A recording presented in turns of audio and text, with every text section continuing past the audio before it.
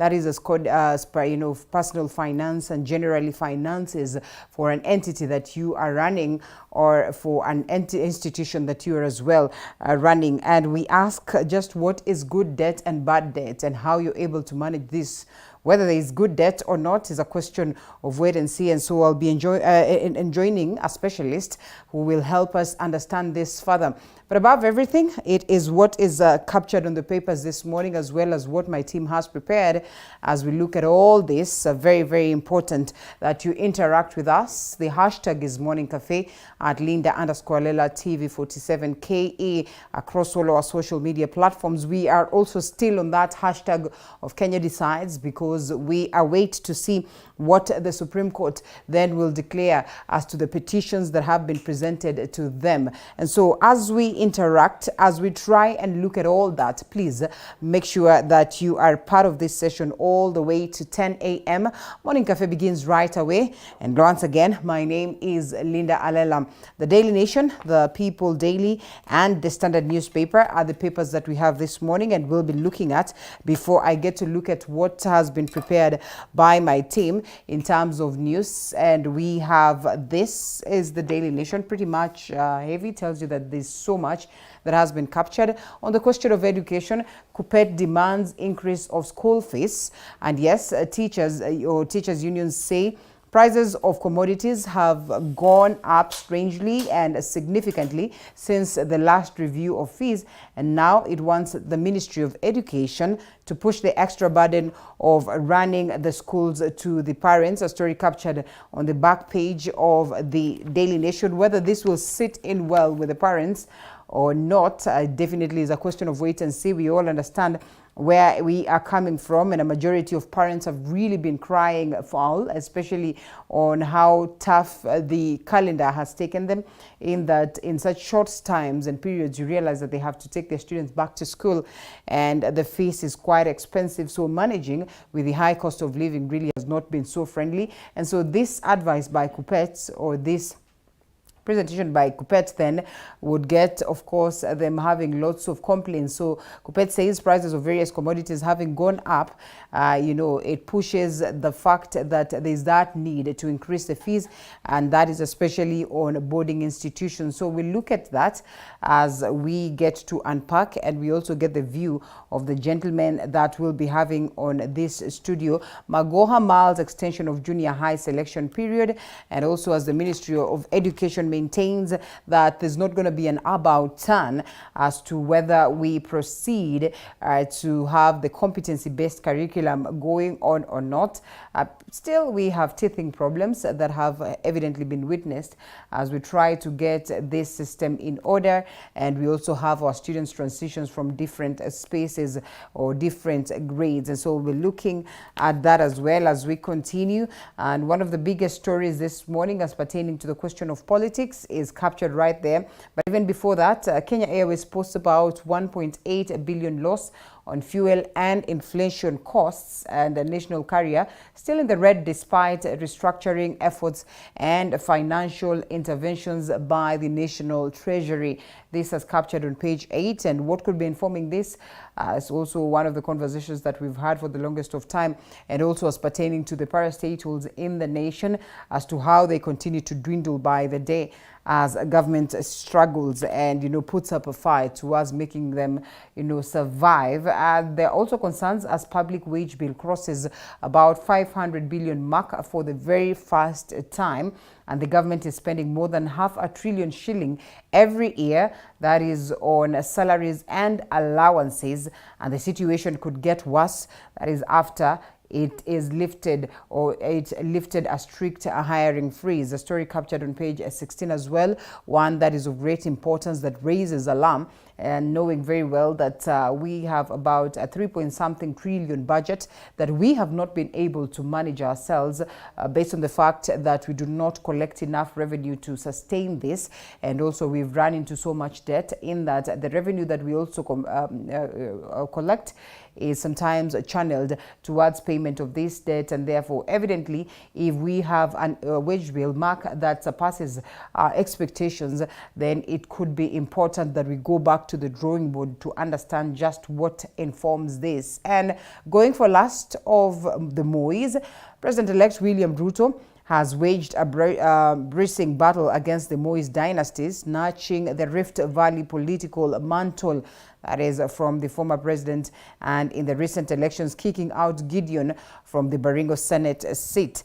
And of course now he has a gun trained on Raymond in the Rongai Member of Parliament elections. This is a story captured on page 10, as we also wait to see those ones that really did not manage to go to the election to elect their members of parliament, as well as the two counties, that is Kakamega and Mombasa County. We await to see how this will pan out. It's facing the UDA onslaught. Raymond Moi is fighting to retain his Rongai parliamentary seat, that is on a Kanu ticket, but William Ruto is angling to kick him out and complete his routine of the Moi, or his rooting out of the Moi political empire.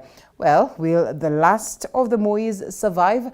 That as captured on page 10 and the front page of the Daily Nation. Interesting race to watch. I remember these people are going to the race on the 29th.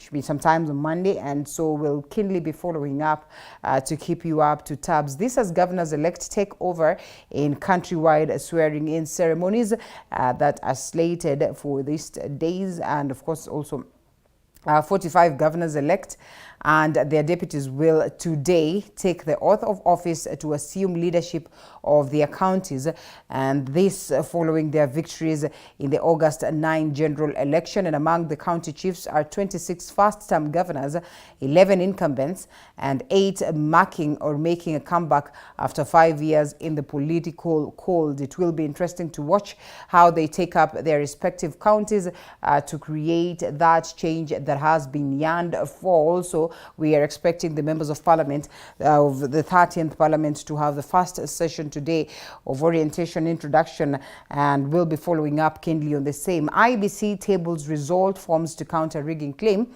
And yes, the electoral agency has maintained that the just concluded general election was conducted in accordance with the law, and so we'll be following up to see what the petition of the Right Honorable Raila Odinga under Azimio 1 Kenya and 8 other petitioners would look like, and how the respondents then will come in to make sure that they defend themselves. The IBC also preparing pretty hard, and as well as the Kenya Kwanza side, which is to defend the position of the IBC declaring the deputy president, now the president-elect, as yes, the president-elect. And a new dawn for counties as well. This is what we're looking forward to. It was an election of surprises where we saw the governors-elect defied the odds to win. And yes, it was also a victory for women. As county chiefs take their oaths, they must be acutely aware that they will shape the next aspect of devolution decayed by their plans and actions. This is captured on page 2, 3, 4, 6. And we'll be looking at all that, the new faces coming on board. And yes, this time around, this space of the Council of Governors holding more women than it was on the previous one. 1, 2, 3, 4, 5, 6, and no, about 7 there. And we appreciate that from 3.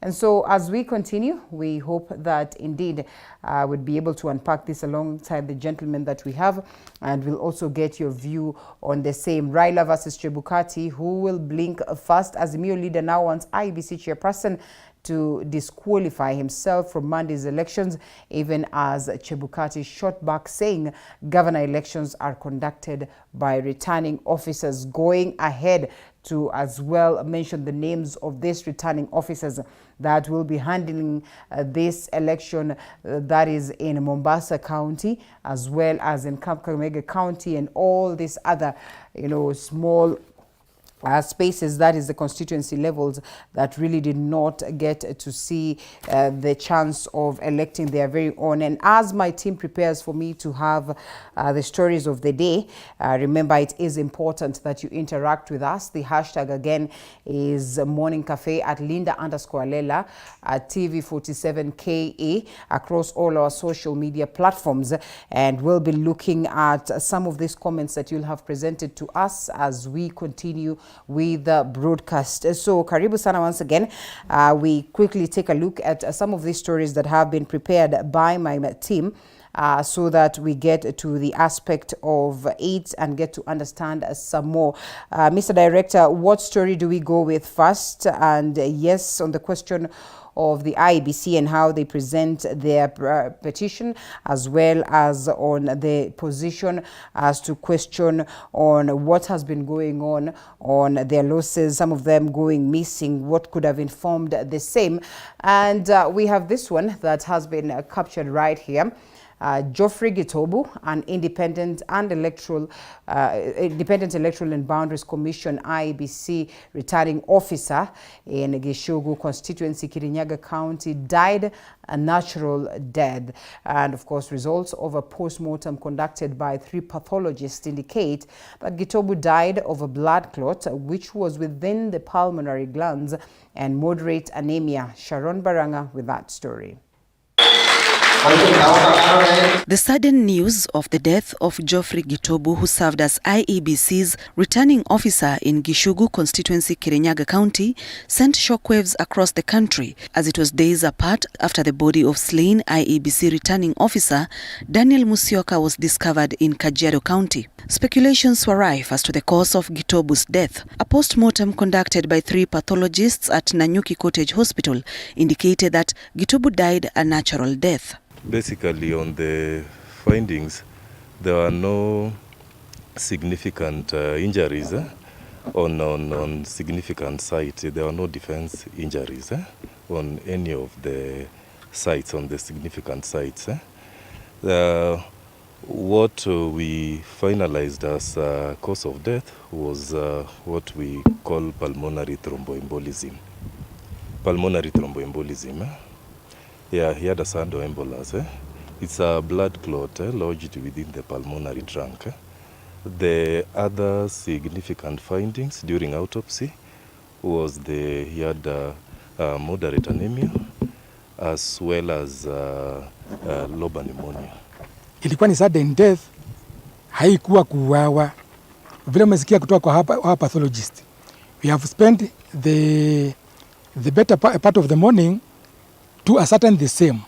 Gitobu died on 22nd August 2022. He had taken a short break to see his family in Nanyuki. He collapsed at the Nanyuki IEBC offices and he was rushed to Cottage Hospital, Nanyuki. Kile tumepata kiini cha kifo ni kwamba damu ilikuwa imeganda na ikaenda kwa mshipa wa damu ambao unaitwa pulmonary artery na ikaziba. Kwa hivyo damu haiwezi pitia kutoka kwa upande wa kulia wa roho kwenda kwa mapafu, imezibwa. Na hapo ndio ilisababisha kifo. No physical injuries, no internal injuries. Therefore, tell our people, the public there, that there is no foul play. However, investigation continues. We have taken samples. We shall be examining those samples to rule out any other foul play. And thereafter we'll conclude our investigation. Laikipia County DCI boss has warned politicians from spreading rumors regarding Gitobu's death. Gitobu had allowed the retallying of Kirinyaga gubernatorial results in Gishugu constituency on 10th August following a stalemate over rigging claims. Sharon Baranga, TV 47. Now, Kimilili Member of Parliament elect Didmas Baraza has been freed on a 10 million shillings bond and a surety of 5 million shillings in a case which he is accused of murdering the aide of his opponent, Brian Olunga Odinga. Didmas denied the charges before Kakamega High Court judge, that is PJO Otieno. Beatrice Watare has more. I will consider those submissions and I'll give you a ruling at 3 p.m. today. Barasa, who has been under police custody for 2 weeks, has been released on a bond of 10 million shillings with a surety of 5 million shillings in a case where he's charged with the murder of his opponent's aide, Brian Olunga Odinga. Ipso facto, therefore, there is no compelling reason to deny bail to the accused person. He is granted bond. The remainder of the endeavor due in this determination must therefore take cognizance of the law that bond is a constitutional right and an important aspect of the non-derogable right to fair hearing. For those reasons, it is directed and ordered that the accused may be released on his personal bond of Kenya shillings 10 million, with one surety in the sum of Kenya shillings 5 million. The Kimilili MP-elect has denied the murder charges before the Kakamega High Court judge. Kakamega High Court Judge Patrick Otieno directed the lawmaker to surrender his firearms, passport and stay clear of Bungoma County until all the civilian witnesses have testified. The accused shall, in addition, do the following as terms of bond to be released. 1. Deposit his passport in court not later than noon on the 25th of August 2022 to be so held until furthers of the trial court. Number B. Surrender all guns in his possession or control to the DCI or his agents whenever such guns could be situated within 48 hours from now. Number C. Not to visit any place within Bungoma County between now and the date all the civilian witnesses shall have testified or as may be further orders by the trial court. Number D, he shall equally not contact any of the witnesses in the matter, whether directly or indirectly, in person, by telephone calls, messaging, letters, or otherwise. Barasa is accused of shooting and killing Brian Olunga on August 9, 2022 during the general elections. The deceased was an aide of Brian Hayamba, who was also vying for the Kimilili parliamentary seat. The case will be mentioned on November the 14th. Reporting for TV47, my name is Beatrice Watare. And a dramatic chase car operation ensued between a 9-year-old and traffic police officers for the better part of the day along Mombasa Road as a 40-year-old man allowed his son to travel himself to school. The minor is said to have sped off when the officers took note of him. And as Muthoni Minor reports, police are holding the father of the child and is set to be arraigned.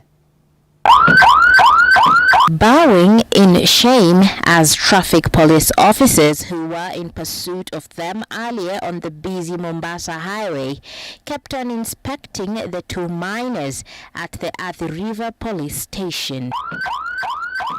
Police are holding a 40-year-old man for allegedly allowing his 9-year-old boy to drive himself to school.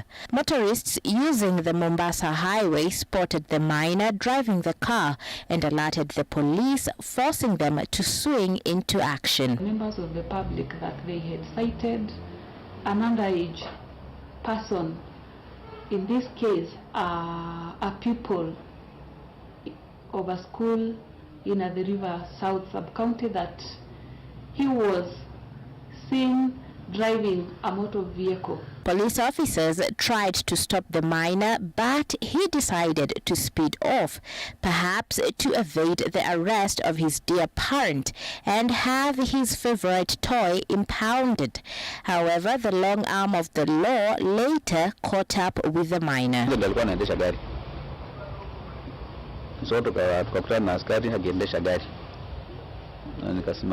Taken aback by the event, the police officers dropped off the two minors to their designated school in Athi River as their parent awaited to be arraigned at the Mavoko Law Court.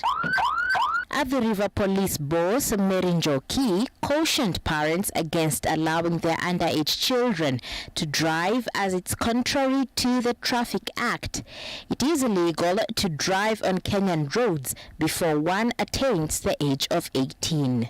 Parents should not allow their underage children to drive vehicles. It is against the law. The law requires that one get a license, and a license is issued to anyone of the age of 18 years. Muthoni Minor, TV47. Wow. Education Cabinet Secretary Professor George Magoha has hinted on a possibility of an extension of the looming deadline for the application of junior secondary schools, which is set for August 30th. The move follows an uproar by parents on the scramble for the secondary schools, as Cheptoboit reports. Education Cabinet Secretary Professor George Magoha has indicated that his ministry could extend the deadline for the application of junior secondary schools, which is set for August 30th, to avoid locking out some learners. His announcement comes days after parents lamented over the scramble for junior secondary schools, where Magoha advised teachers and parents to help students pick schools next to their homes to allow easy transition. The two-week exercise started on August 15th after the Kenya National Examination Council (NEC) opened the application portal for the competency-based curriculum (CBC). We'll sit down with my team and decide whether it is important to add some more time, because this is so critical. This is the first time this is happening. And I also I'm not happy that there are other things happening, but I want to be selfish, that as those things are happening, I'm doing my work. You know, you must listen to your children, because sometimes they are very intelligent, but you still give them wisdom so that you agree what you want to do. If a child insists on only selecting very, very top schools at this time, it takes a day or two for you to tell the child, no, this is not necessary for now. You could wait for another 3 years. Magoha has once again warned the school heads against sending students home for fees. According to CS Magoha, the heads should instead coordinate with the parents directly. A few teachers who are still sending children home, it really leaves a bitter taste in the mouth. There's a child who has been sent away from school in Nairobi. We looked for the principal the whole of yesterday. We have looked for the principal today, and the child has only gone back to school today. Magoha has asked parents not to worry about a brief school calendar, especially for the second term, adding that most schools have completed the term's syllabus despite the interruptions. Everybody seems to be worried that, oh, we should extend time and what have you.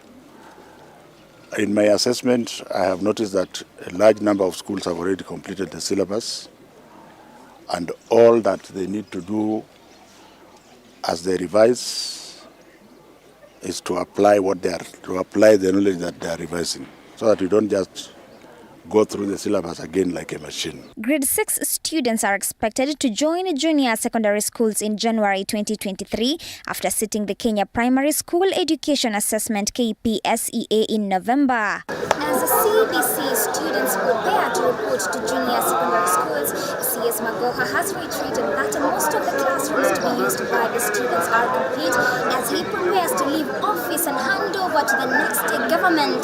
Cheptoboit, TV47, Nairobi. The Independent Electoral and Boundaries Commission (IEBC) has tabled the key evidence the commission used to declare President-elect William Ruto as the winner of the August 9th presidential poll. The crucial forms 34s are the subject of the Supreme Court legal contest disputing Ruto's victory by Azimio presidential candidate Raila Odinga, who claims they were manipulated to hand Ruto victory.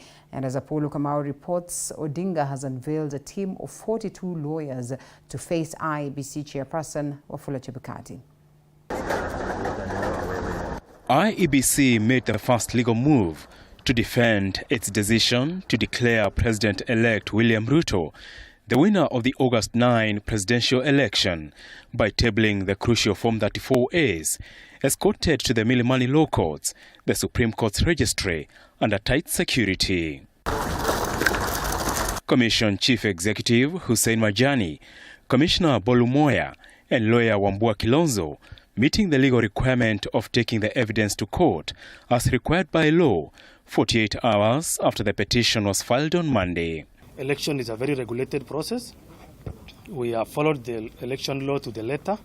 We are very confident that there is no any violation of any procedures, rules or regulation. But that is why we have court. It is court to determine. The crucial evidence also marks a crucial step for the Azimio la Umoja camp, which will scrutinize the evidence to support its claims that the election forms uploaded on the IEBC public portal were manipulated to hand Ruto victory.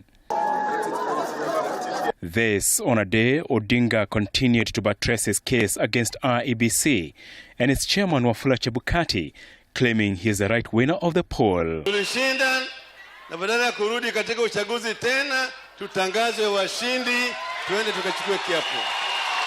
Azimio has assembled the country's best legal minds to prepare for its showdown with Chebukati, whose team lead lawyer is former Attorney General Professor Githu Muigai. Odinga's team will be led by Siaya Governor-elect and close confidant James Orengo, who for the second time will lead Odinga's legal team, having successfully convinced the court in 2017 to nullify President Uhuru Kenyatta's victory. Others are senior counsels Firoz Noroji, Philip Murgo, and Okongo Omogeni. Odinga's longtime legal advisor Paul Mwangi will lead the case management team. Others are Jackson Awele, Julie Soweto, Velma Maumo, Professor Bensi Hanya, Fred Orego, Dan Maanzo, and Thomas Sharia, among other lawyers.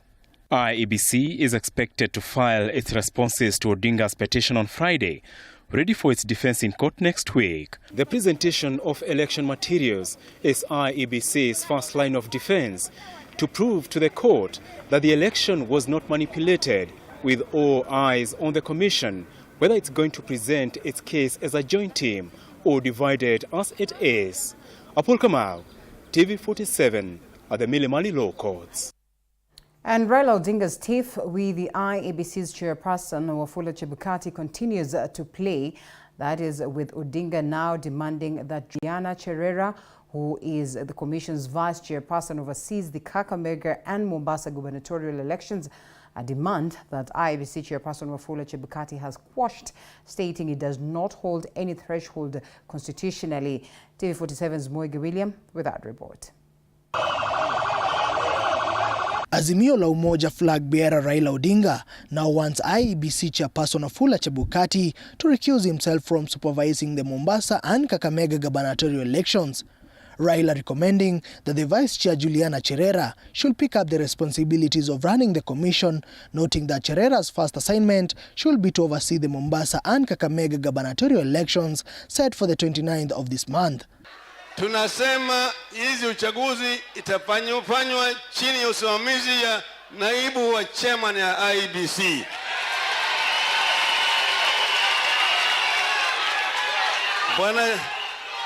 Bwana Chebukati kama mshtakiwa disqualify himself, ajiondoe katika hii uchaguzi ambao unaendelea, awajifanye na wale watu ambaye hawana upendeleo.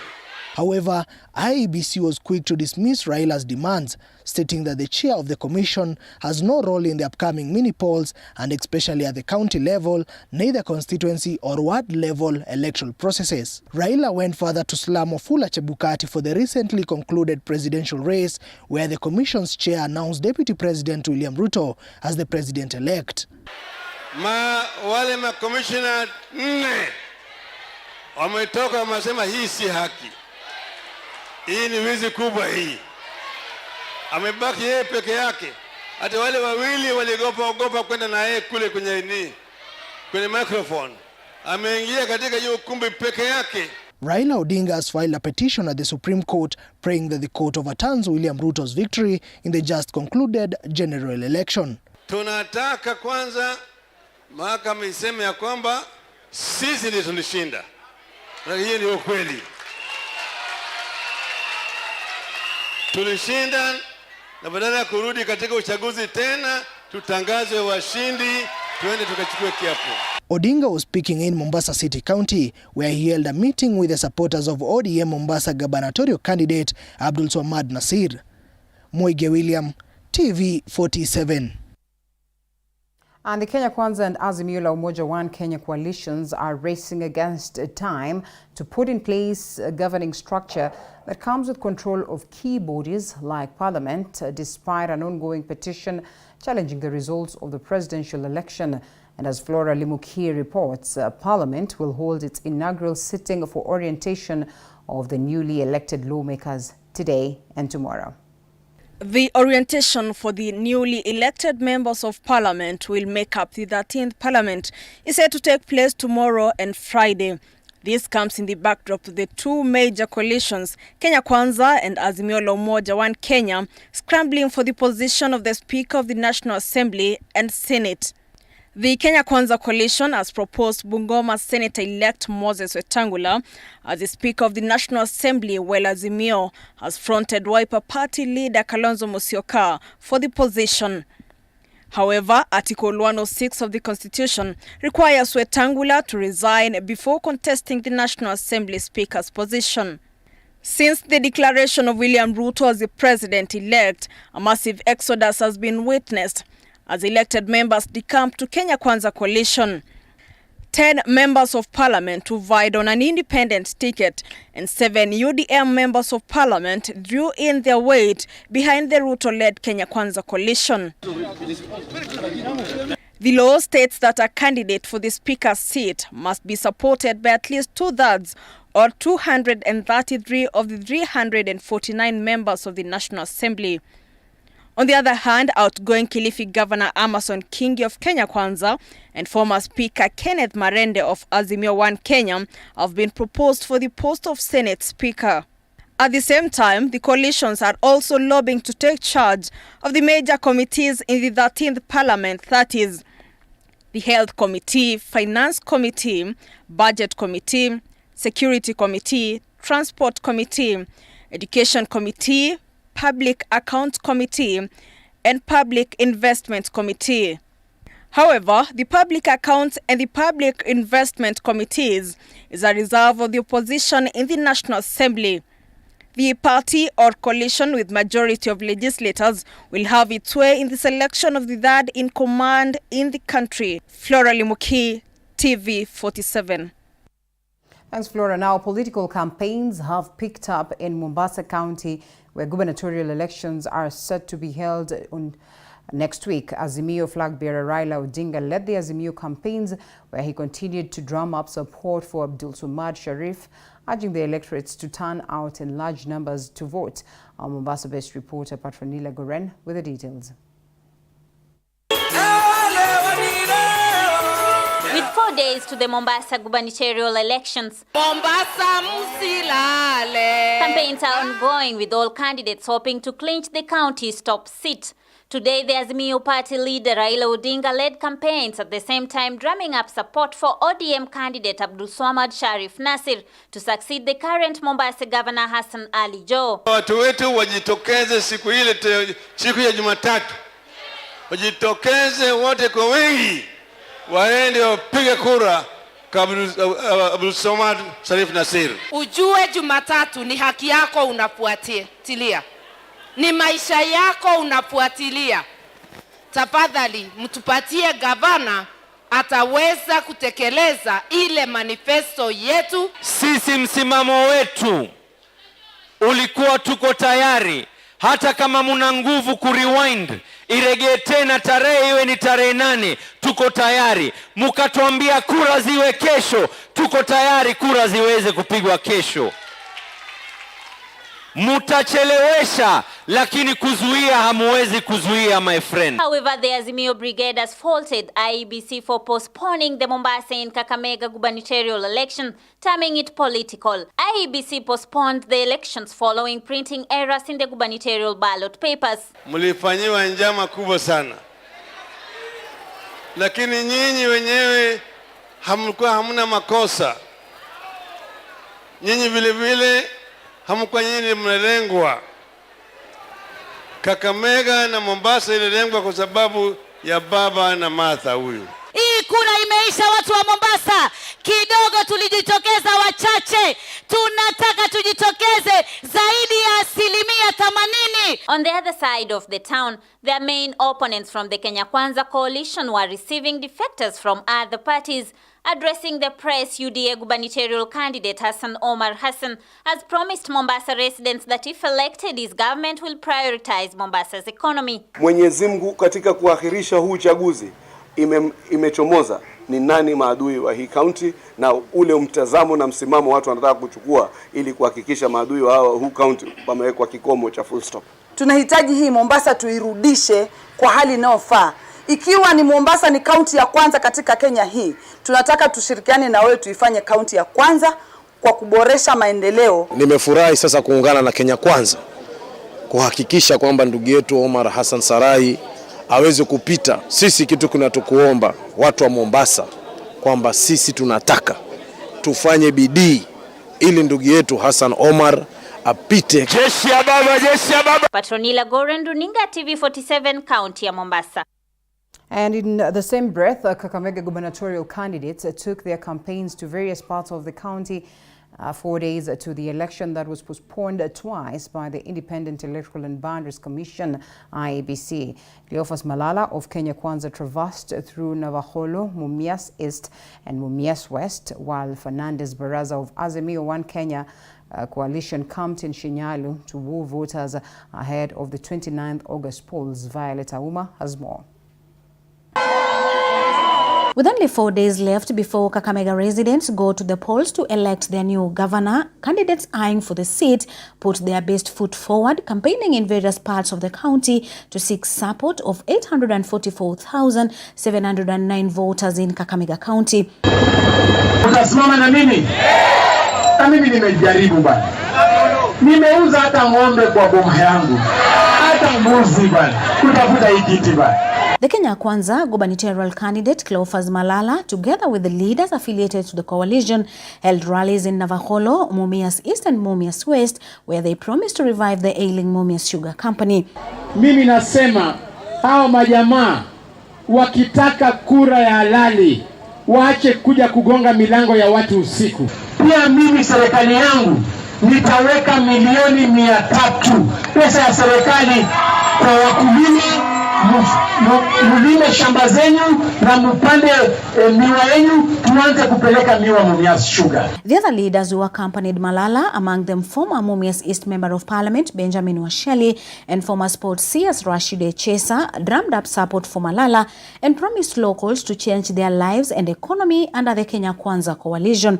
Oparanya metapeli hii county na naogopa William Ruto akiwa pale juu na Cleophas hapa, ili pesa yote ametapeli hapa, tunaenda kumuuliza maswali.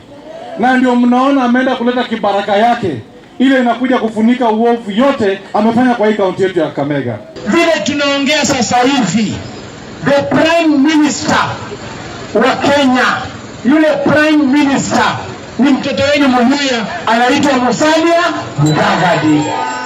Speaker of the National Assembly, munajua number 1 ni president, number 2 ni deputy president, number 3 ni speaker. Ni mtoto Muluya, anaitwa Moses Masika Wetangula. On the other hand, the Azimio One Kenya gubernatorial candidate Fernandez Baraza, alongside his running mate Ayub Savula, camped in Shinyalu constituency to sell their agenda. Mimi kama Fernandez Baraza nilipeleka Chebukati kotini. Nikasema watu wa Kakamega they have a right kuchagua gavana wao. Na nikaambia Chebukati, you must give us a date ambayo iwezi pita tarehe 30.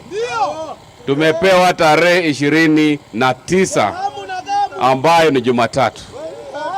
Sisi tunataka IEBC ikiongozwa na Vice Chair Cherera wasimamie uchaguzi wa Kakamega na Mombasa. Hatutaki Chebukati because we have no confidence in Wafula Chebukati.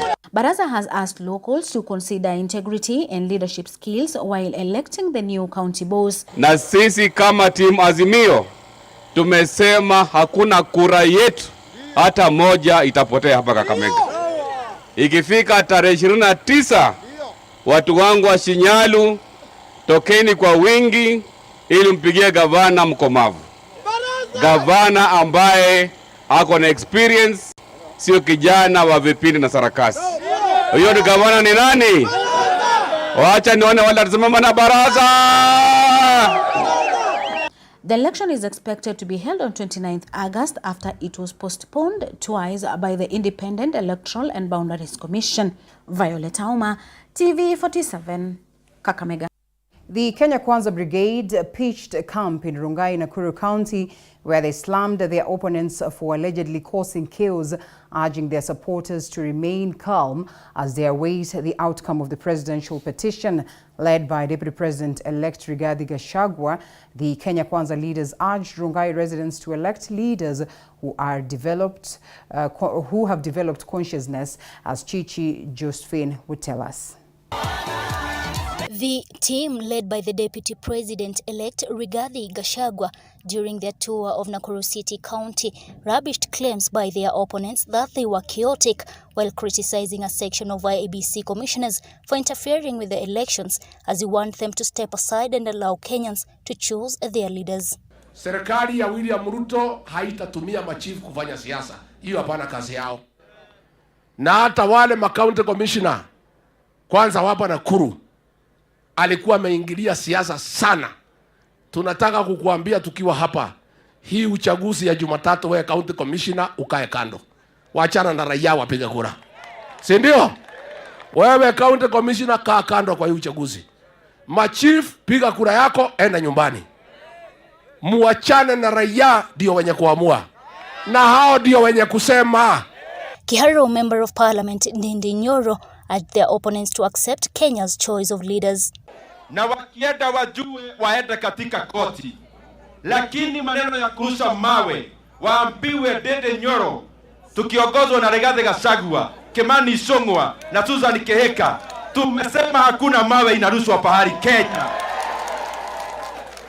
Kesi yao kwa sababu inasambaratika, lazima waende nyumbani. Wheelbarrow tuko nayo, tunawaweka ndani. Lazima waende Bodo Express. On his part, Kikuyu Member of Parliament Kimani Ichung'wah noted that the Kenya Kwanza Alliance will shift focus on rebuilding Kenya's economy, noting that they will serve all Kenyans equally. Our focus is on rebuilding our economy. Uhuru Kenyatta is leaving behind a tattered economy, an economy that is worse than the late President Moi left us. We have no time for vendetta. We have no time for revenge. We have no time to even point fingers at others. That's why we're asking them respectfully, please accept the will of God and the will of the Kenyan people and their decision on the 9th of August. Rongai constituency elections will be held on Monday 29th after postponement due to missing ballot papers. Chichi Josephine, TV 47. Celebrate a record number of women elected to office in the recently concluded general election. The two-thirds gender rule is still a thorn in the flesh. This, as some political and legal minds believe that the two-thirds gender rule should be scrapped to pave way for more effective affirmative action to get more women in leadership positions. As Kenyans warm up to usher in a new government, the constitutional provision that aims to elevate more women to leadership positions is yet to be passed, despite two previous attempts by Parliament to discuss it with little success. The stalemate surrounding the implementation of the two-thirds gender rule has been termed as another hurdle in the way of women seeking leadership, but the election of a record number of women leaders on August 9th seems to paint a different picture. Professor Herman Manyora is a political analyst, and he believes the two-thirds gender rule ought to be removed and more effective ways used to promote women leadership. It was not necessarily ambitious, it was ill thought. It was not a realistic provision.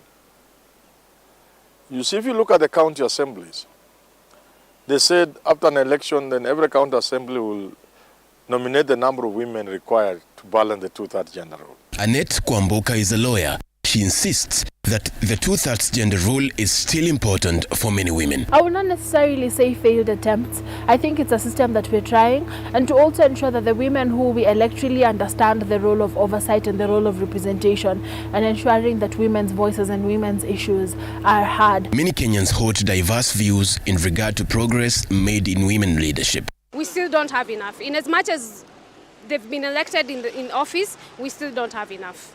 Because majority of, let's say for example, in the senatorship, how many senators were elected as female? Only 3. Leadership is not about gender. It's about qualifications. Yeah, so it has nothing to do with gender.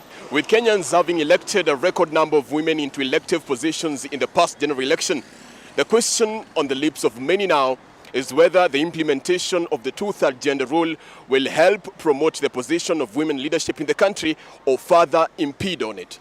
26 women were elected to parliament following the August polls, adding to 7 women elected as governors and 3 elected as senators. Nakuru's Susan Keheka, Cecily Mbarire of Embu, Kawira Mwangaza of Meru County, Fatma Achani of Kwale, Gladys Wanga of Homa Bay, Kirinyaga's Anne Waiguru and Wavinya Ndeti of Machakos County are the country's newest female governors. Waris Kimathi, TV47, Nairobi.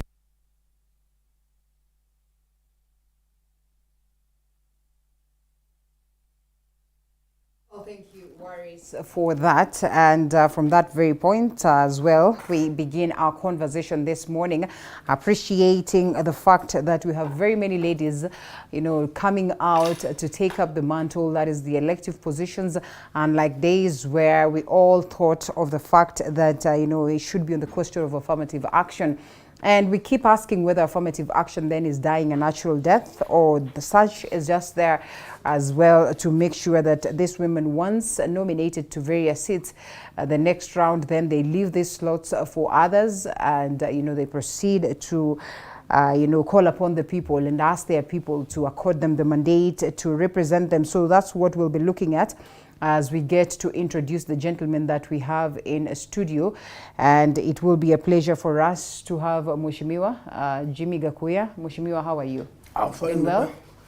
Karibu sana. Thank you. Asante sana for creating time to be with us. And we also have Wakili Nordeen Kagai, who's with us this morning. Nordeen, how are you? I'm well. Karibu sana. Thank you for having me. All right, and yes, karibu sana. We appreciate the fact that we have very many women joining in, the aspect of leadership and the spaces of leadership. I am yet to find out how many of them have been successful to get into the level of parliament, but for the governors, way, way higher than what was there the previous time, where we only had 3.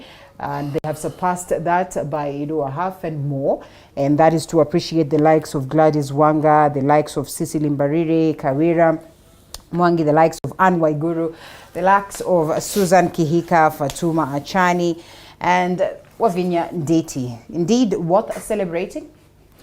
It's worth celebrating, and this is actually an indication that there was a very slow picking on or expecting this women leadership, but it is grateful that Kenyans have now started having what we call confidence in the women leadership.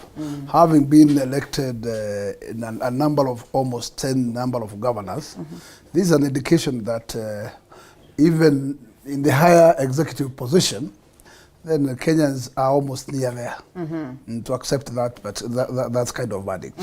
Yeah. Could you paint a picture of what would be a possible of a possible Kenya Kwanza government in the event that you are successful on securing the president-elect position, and then we get to have Kenya Kwanza forming government? What kind of government will it be in terms of pushing the women to go out there and take up the mantle? I remember very well that there was a promise by the presidential candidate William Ruto that in fact once he forms the government, then he will give an opportunity to women to at least have a cake of not less than 50% in his cabinet. That's a big plus, and I do expect that in fact that promise is still valid, and it's still going to be real. The other thing is that in fact that particular element does not only require to be at only that particular phase, but it also need to reciprocate in other various fields. This is in terms of areas where we are going to have PSs, CASs, and also any other appointment candidates. Yeah. We also think that in fact the William Ruto government, if it comes to power, will consider that element of balancing, so that women can also feel given also chance to lead.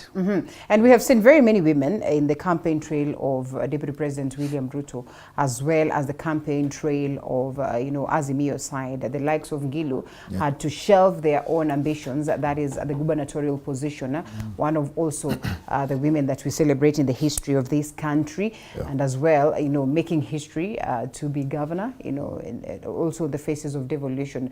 And so while she was trying to go to get it second time, of course, she's then convinced, please do not proceed, because in the event that we form government, then perhaps we'll have you somewhere, say cabinet secretary or whatever position.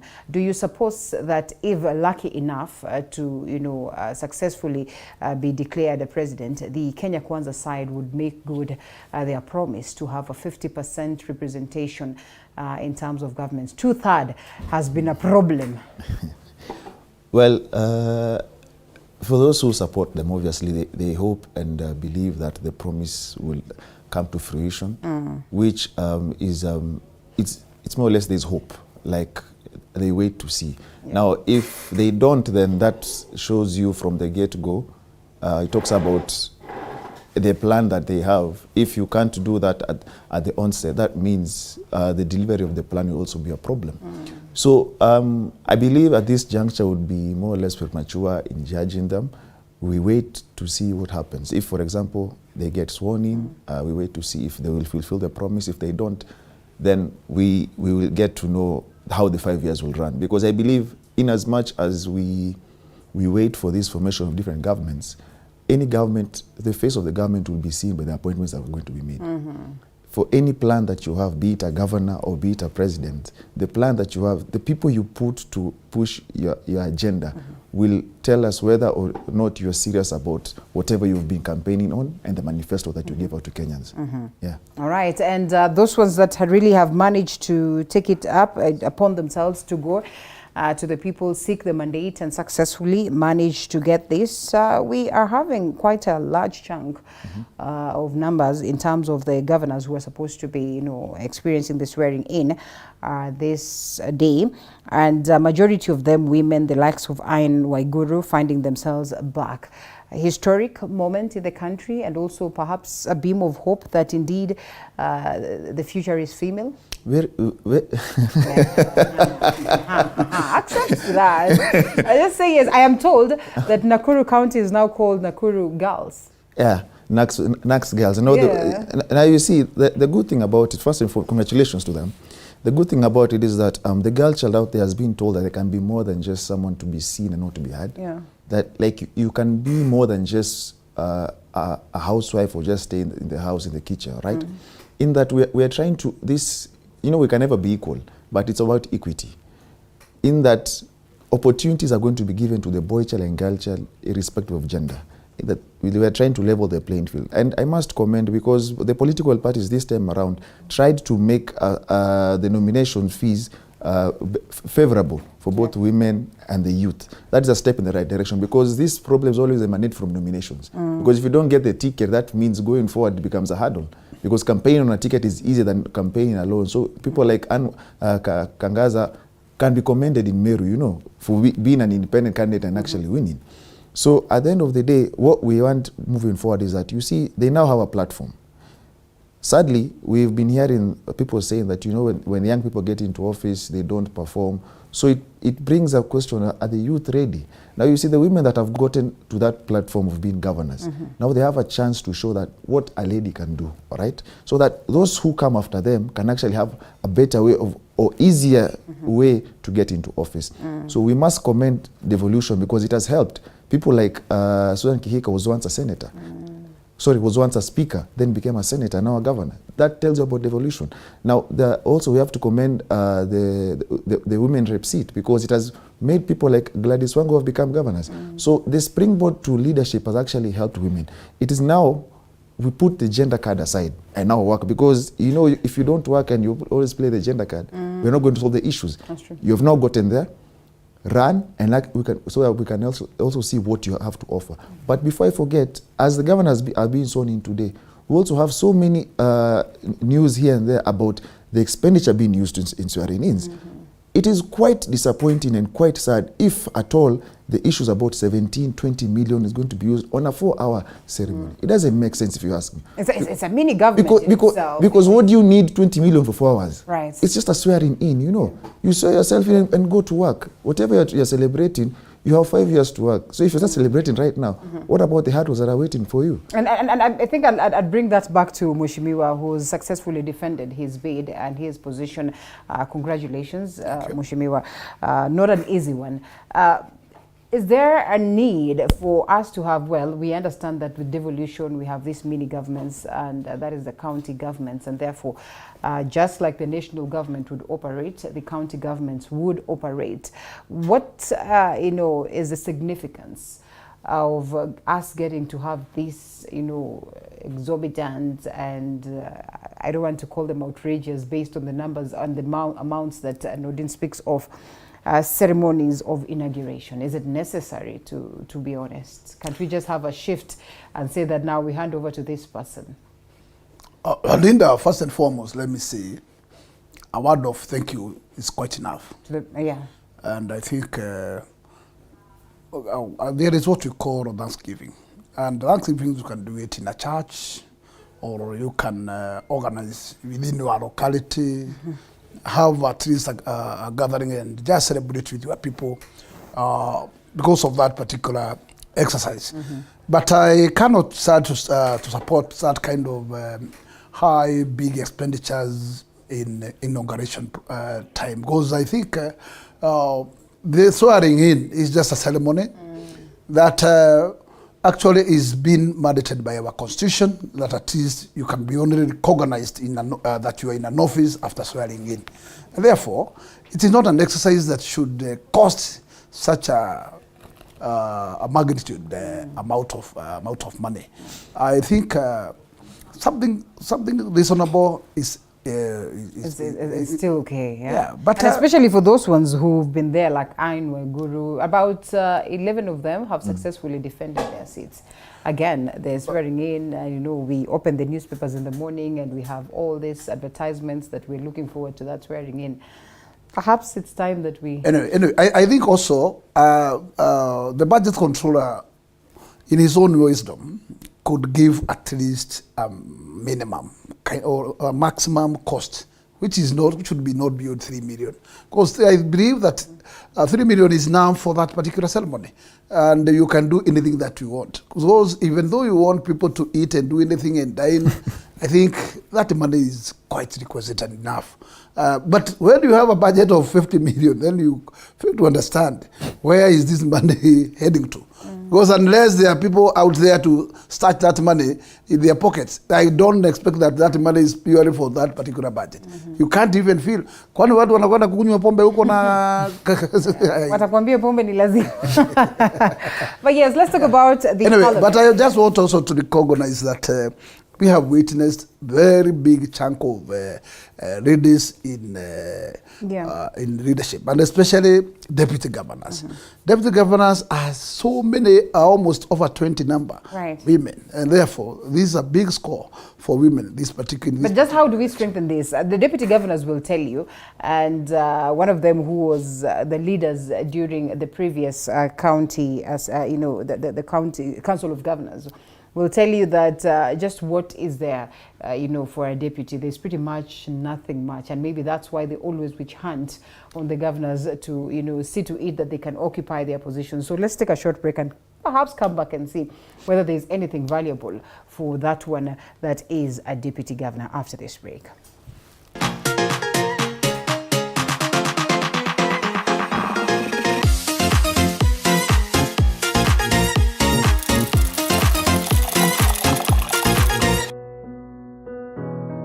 Despite being visually impaired, he is a jack of all trades. It is our quest to find answers on how to take care of children with special needs and those with disability. You do not need to see musical notes to understand music, but rather to have your soul feel the vibe.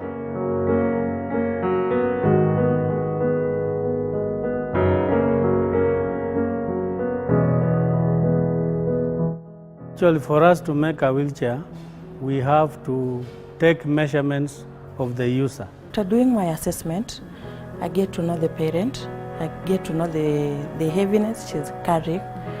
Disability comes at different stages of life.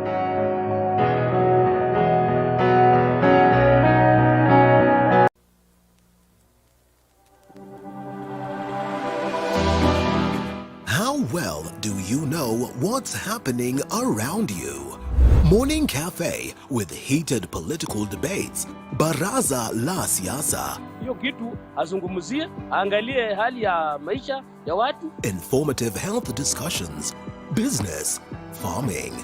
Tasty Wednesday, Fitness Thursday, and Feel Good Friday with amazing DJs, celebs, waimbaji, kuna comedians, alafu kuna wajinga. and music bands every Monday to Friday from 6 a.m. to 9 a.m.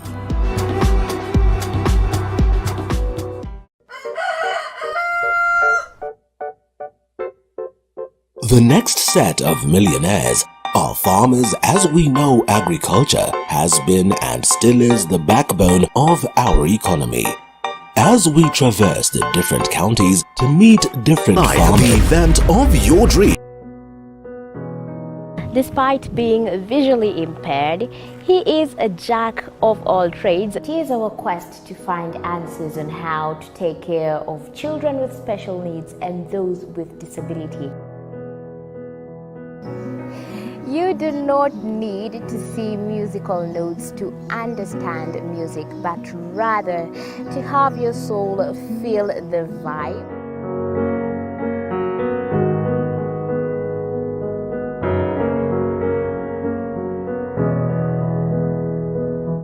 Actually, for us to make a wheelchair, we have. All right, welcome back to the broadcast. Still with me, Embakasi North Member of Parliament-elect, that is Honorable Gakuya James, with us this morning, and Wakili Nordeen Kagai. And so we come back to the House, and today we know that there's that session of orientation for the new members of Parliament that will occupy the 13th Parliament. But before we even get to that, the deputy governors and as well the deputy president, we all understand what the Constitution speaks of it. In the previous reign, the 5 years, it's been a hula baloo, it's been a push and pull from the deputy governors who've said that at least they should be accorded some portfolio, you know, to at least have something that they are doing, an indication that perhaps we need to relook into, you know, these particular positions. And therefore, in as much as we celebrate the fact that we have had many ladies, that perhaps the BBI was, you know, proposing at some point in time that if you take you're a male governor, then automatically it's a female deputy, that if you're a female governor, then automatically should be a male governor. Do you suppose there's more that needs to be done into these particular positions? Because, I mean, they will ask you themselves, what are we doing here? First and foremost, I believe the goodwill comes from the government. Yeah. You know, it all starts from the day you decide to become a pair. Why do you want to vie together?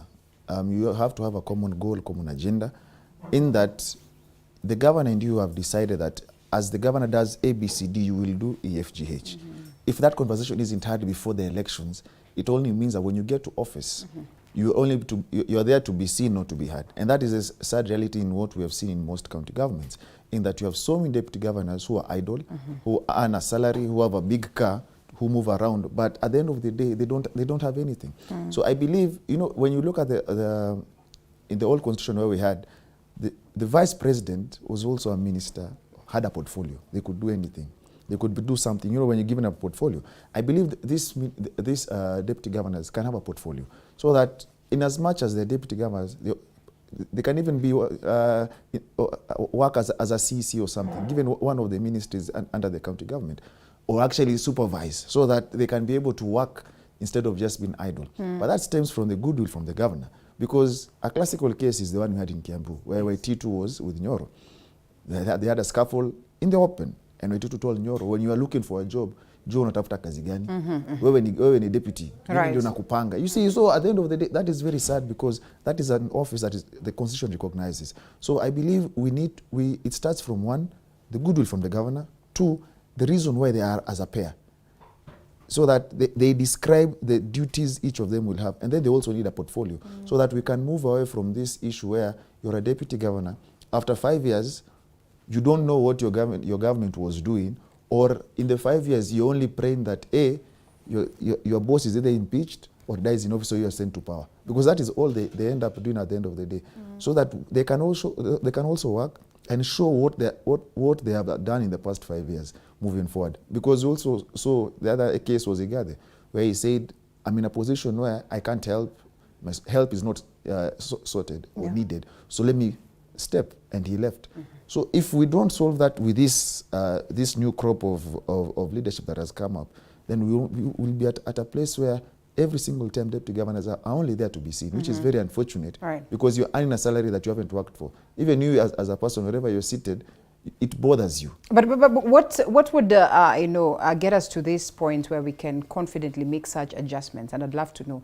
And you will agree with me, Mheshimiwa, that when we're talking about the deputy governors, we're also talking about the deputy president. And I think in the previous reign, we have seen how much it's been a trouble ground for Deputy President William Ruto, as well as President Uhuru Kenyatta. And on constant occasions, questions have come to Rigathi Gachagua as to how they are going to operate with the deputy, as well as to Martha Karua, as to how they're going to operate with their bosses, I mean. And the same has been asked to the bosses, Right Honorable Raila Odinga. What kind of relationship do we envision when we have to get the two of you to the level of the presidency? And so, will it take a constitutional amendment for us to make adjustments on this office of the deputy president? Or what exactly? Is it a declaration that can just be made? Or is it something that can be, willingly done by their bosses, in that as deputy president, as President Uhuru Kenyatta, he would have said that it's fine. The constitution says that you are to take duties from me. And when it says that, it means that then the president can accord this person lots and lots of duties that go beyond. But why is it that we do not always say that? Rita, coming to that particular assignment, I am also persuaded that it has not been going on the right direction. Because once you are elected as a pair. And despite that the Constitution does not give that outright mandate for a portfolio to deputies, I think the good news must come from the boss, because it is very clear that actually, if it's a deputy president, the head of state can only delegate powers to his deputy, which is very okay. And I think this does not require to be enshrined in the Constitution, in that these are the powers that you can be delegated to. I think goodwill is enough. And for a team that has been elected as a pair, it's also of importance to honor that relationship, because it's a teamwork. And a teamwork is, yes, there is nothing that the head of state cannot be able to trust on you. And therefore, your office should be always busy. Also in the element of the deputy governor. The deputy governors, and especially now women, could not be seen as flower girls in the office. Why? Because that particular county has a lot of work. I think the essence of the deputy is not just to be there, just to await for until when the governor is not there, is when you assume to such powers. I think the governors should also consider to be at least giving out some portfolio to their running mates, because there is the running mate will feel cold when he's there idle all through, and you are just eating what we call public kitty in your salaries and allowances, doing nothing in the office. And take for instance, and perhaps Nordeen, you can respond to this. Take for instance the Nairobi, that is Mike Sonko and Polycarp Igathe ticket, or better yet, position or government, so to speak, in the county government. And so as the governor, then you see it necessary to accord more power, more duties to your deputy. And automatically, based on their qualification, based on the education levels and all that, they start outshining you. Just how possible is it for governors, as well as the president, to have the confidence to accord their deputy more duties and perhaps some level of power that would otherwise paint a picture of this as a person who's working more than their boss, and they would appear as though they're outshining them? You see, the problem stems from the fact of if, for example, you have inferiority complex, that is going to be a problem. I believe when you come together, you understand we have different strengths, different weaknesses. Where I have weaknesses that are your strengths, I accord you that opportunity so that we end up shining together. You see, if you have a common agenda, there is no time for outshining one another. But if, for example, you have come together only to win, and then you realize the person I have is going to outshine me, that becomes a problem. Or you feel that person is threatened in your seat. Because the problem is the big man syndrome. You know, this governor seat is more or less like a mini president. So when people assume to this office, they realize, oh, there is so much power, there is so much money, and there is so much influence. And when they feel threatened, they take care of their interest. You've given me an example of Sonko and Igathi. Yeah. Remember when they were breakdancing on the stage, campaigning together, they told us Sonko will deal with the political angle of Nairobi. Igathi will deal with management. Now you cannot split the two, because when he got to office, he realized, I am the governor. So the big man syndrome I'm talking about comes in, the influence, the money, and the power. So that happens in that now you feel like this deputy, for example, if you don't have goodwill, you realize, let me step on this deputy so that if they have plans of taking over after 5 years, they won't be able to do it. And that is the problem, or the travesty, because I believe when you come together, you have decided we are working together this term and the next term. So we have to pass this term to get re-elected the next term. Because if you pull on different ends, there's no way you're going to work. And you see how it ended between Sonko and Igathi. Yes. None of them is in office now. Right. Because they both pulled on different angles and they all lost. Because whatever they promised the people of Nairobi wasn't achieved to a larger extent. So at the end of the day, it's all about the team, or rather the players that come together, the reason of coming together. Because the other issue you have to realize, these political parties also assemble the team. They tell your deputy is person X. Maybe you two don't have the same agenda, or maybe you don't have chemistry. Then becomes a problem because the party leader said that you two have to pair. So you also have to be given the room to actually decide who your deputy is going to be, so that you can be able to work with a person that you believe this person will work with me better. And we'll come to the dangers of that, or the pluses of that, because I also had some gentlemen yesterday who argued that perhaps, you know, as a party, there should have been a mechanism where you sit down to pick a deputy for a certain governor. Because today you wake up and a governor has presented their bid, and they go to a different, space, and they pick a deputy, and they come and say that this is going to be the person to deputize me, which in most cases does not augur well. But do you suppose that this question of big man syndrome, inferiority complex, is what played out with President Uhuru Kenyatta and his deputy? Within the Tanga side, we have had a couple of leaders saying that President Uhuru Kenyatta had some essence of fear that the DP, who is so charismatic, who's hands-on, who's a political guru, would have come in to take up the space of the president, and that is what really he feared the most, hence trying to perhaps cut his stamina.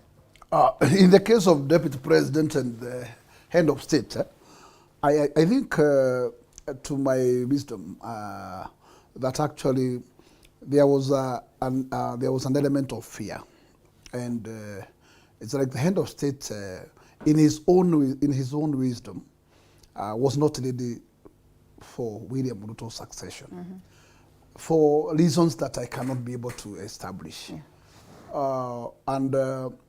If I was asked what was in his mind, he was leaning too much to the boy's family.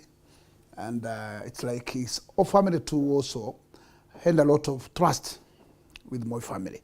And therefore, they were leaning for a succession that will bring that kind of face at the tail end. This never worked well because William himself is too, I can be able to say he was extraordinarily outstanding, figureless to fight for that particular battle.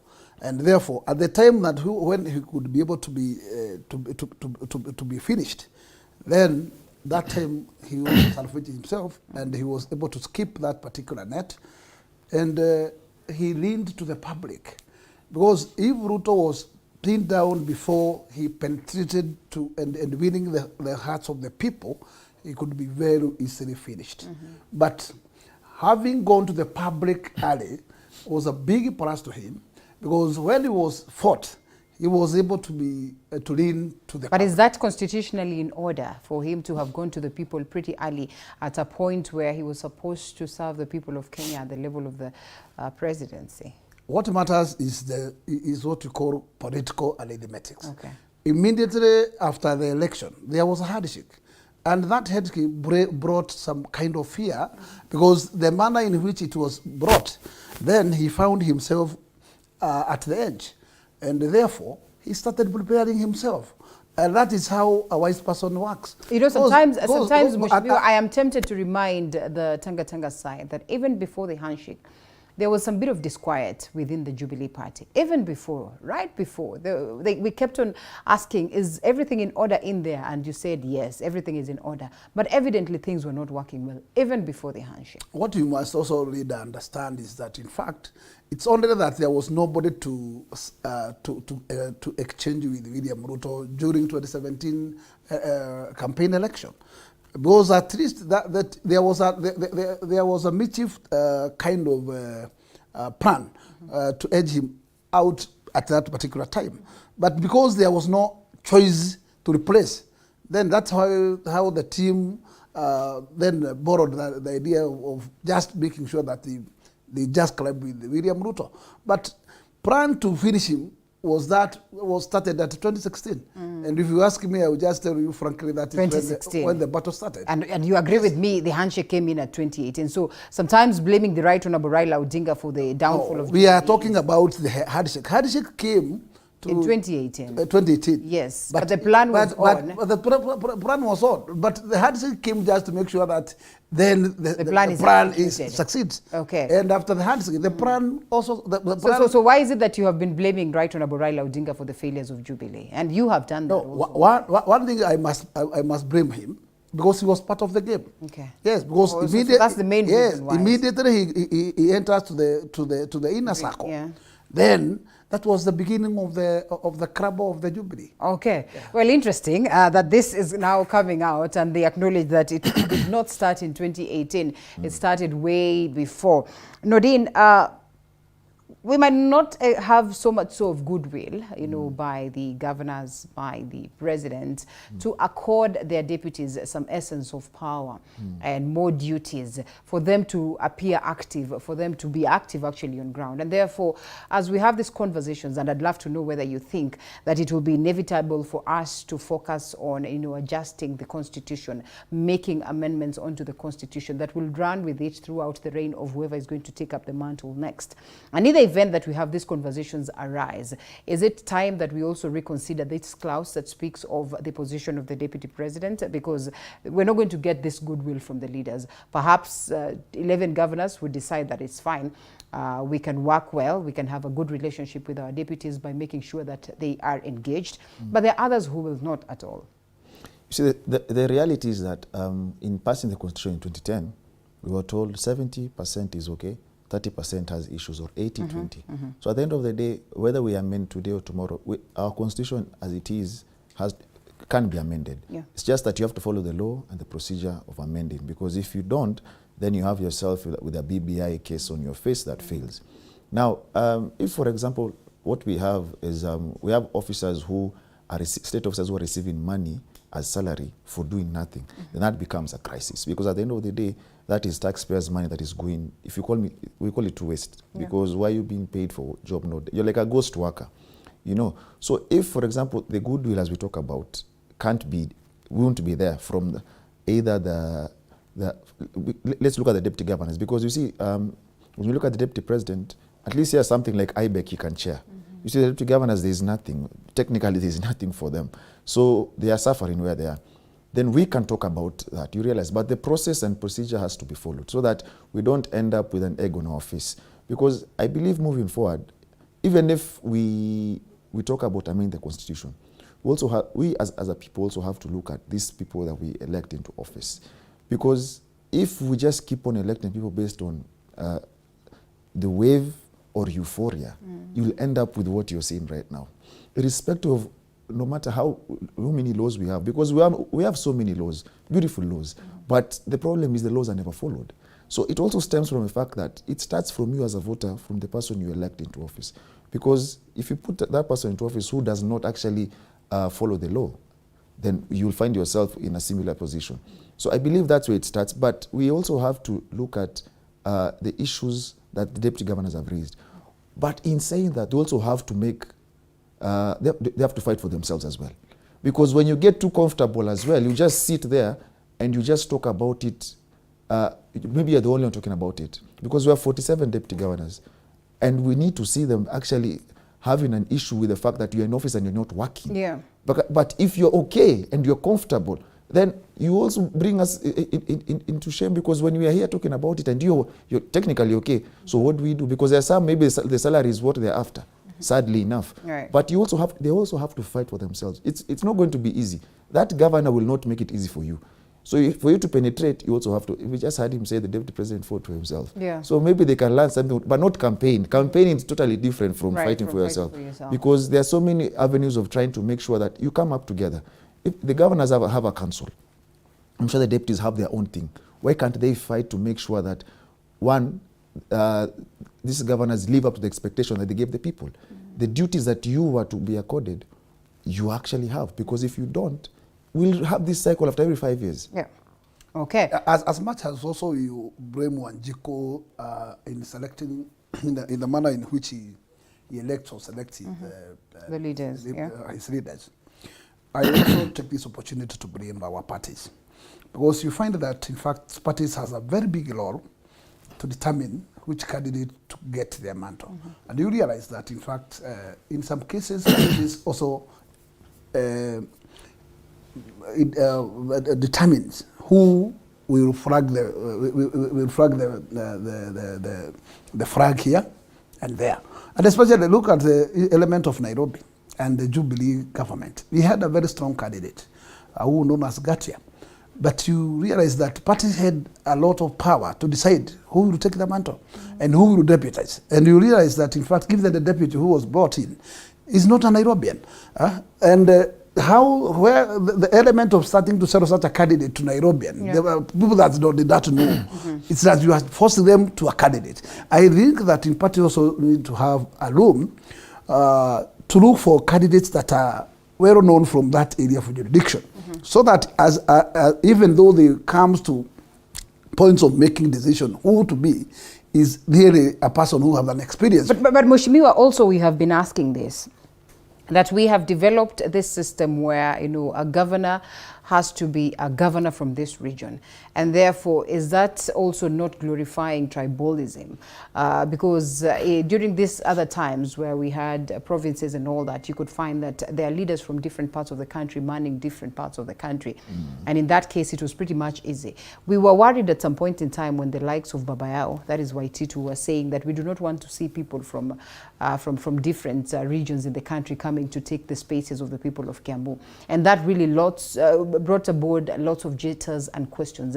At a time when we want to integrate, at a time when we want to have Kenyans appreciating and being able to cohabit anywhere across the country, do we really want to have, you know, governors that are from this particular region? Do we really want to have deputy governors that are from this particular region? One thing, and I want to be very clear with this, take this to bank. It's only Nairobi and Mombasa that you can easily get an outsider having a room to penetrate to such kind of counties in terms of leadership. The rest 47 or 45, I would say, it is very difficult for you to come in from outside and just penetrate inside. What was the aim of this devolution then? Okay. Yes, devolution means that the power and everything has been devolved. So it is devolved so that at least you can get one of your own. Then what you need to do is that unless you don't have one of your own who can fit in that particular position, then without qualification, it's only when you can be able to pour outside. But if you have somebody from your own, then why do you go for an outsider? How many times have we said that even the people of the mountain, and I think at this hour, they said they're going to give President Uhuru Kenyatta a protest vote to say that you are one of our own and we accorded you that respect and mandate, but you did not do anything. We are talking of a presidential is a national. And yes, I agree that. But this, we I am talking of the elements of devolved counties. Counties, yes. Yes, devolved counties. You realize that even the constitution envisions that, in fact, you can only look for 1/3 to fill. The 2/3 are for the locals. Yes. But you can fill the gaps with 1/3. 1/3, yeah. So it talks too much. The owners are the locals.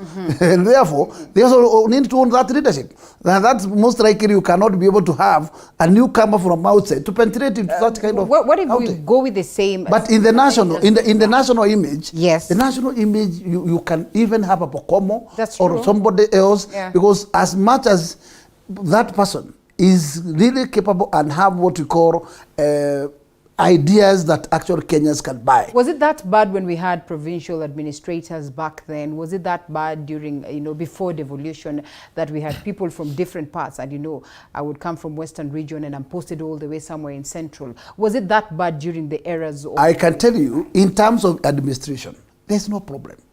The only area that has gray areas is elective position.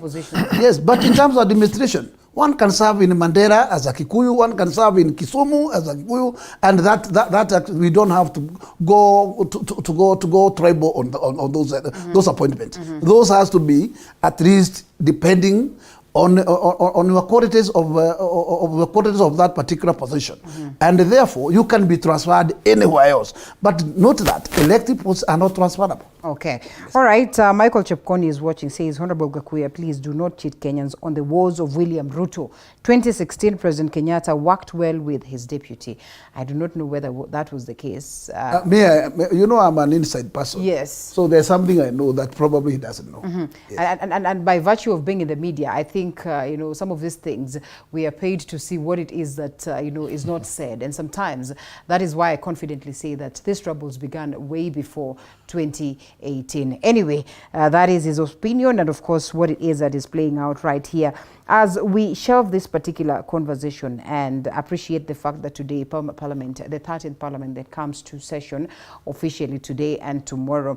Before we look at that, very important that we speak about the people of Kakamega, very important that we speak about the people of Mombasa County, as well as other constituencies like the Rungarians, that will have people go out there to battle it out, to see to it that they elect their very own leaders. Some have argued that this wasn't the best of move, because then it is almost certain of who is likely to occupy the presidency or who is likely to carry the government of the day, in as much as we have a presidential petition at the level of the courts. And therefore, do you suppose that this will influence the outcomes or how people are going to vote in these specific regions, Noordin? Obviously, there'll be an element of influence, because when people go to campaign, they'll tell you, unataka kwa serikali ama nje, which if you ask me is a very wrong way to campaign, because there's nothing like nje or ndani. Because when you become a president, you represent the entire country. But sadly, that's not what we have. Now, if you look at, for example, Mombasa, Kakamega, and the other, I think 3 constituencies that we have, for example, Mombasa and Kakamega, the people of Mombasa and Kakamega are caught in between a fight they know nothing about. Because there's a fight between those two who want to become president. So you are left to choose a side instead of choosing what will benefit you.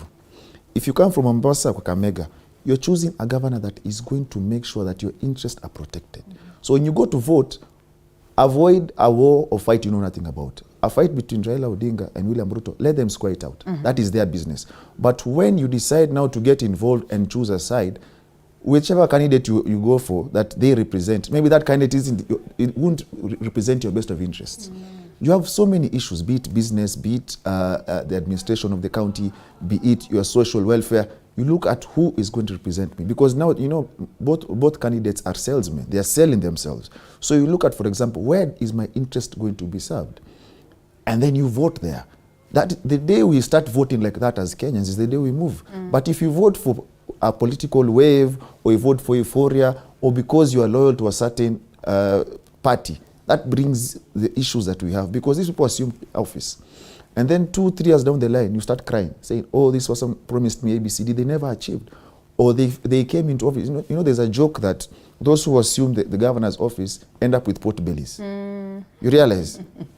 So they get there, they get the big man syndrome. They even forget what they were meant to do, because they know even if I don't come back, 5 years is a long time for me to make sure I'm okay, financially moving forward. So you realize that you also have to look at what is the reason behind this person seeking this office. And then you ask yourself, for example, those in Mombasa, they have Hassan Omar, they have Nasir, and the rest. So you have to look at these people. For example, those Nasir is a former member of parliament. You look at what have you done to represent us in parliament. You look at Mvita, for example. Hassan Omar was a senator. Those are the things you look into. Malala was a senator. He was a name here as well. You look and check what have they done so far and what can they do better and what are they promising. And then you decide. But if you vote for a wave, euphoria, or loyalty to a certain political leader, then whatever awaits you is part and parcel of your choice. Well, unless the wave, again, directs you to the right person in terms of ideologies or what it is that they present. Gentlemen, allow us to take a short break, and quickly we come back with more.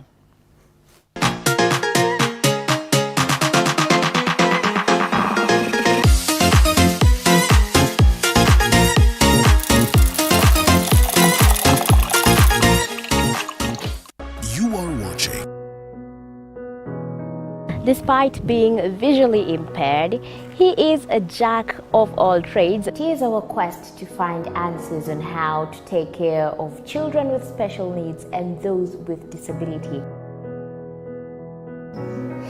You do not need to see musical notes to understand music, but rather to have your soul feel the vibe.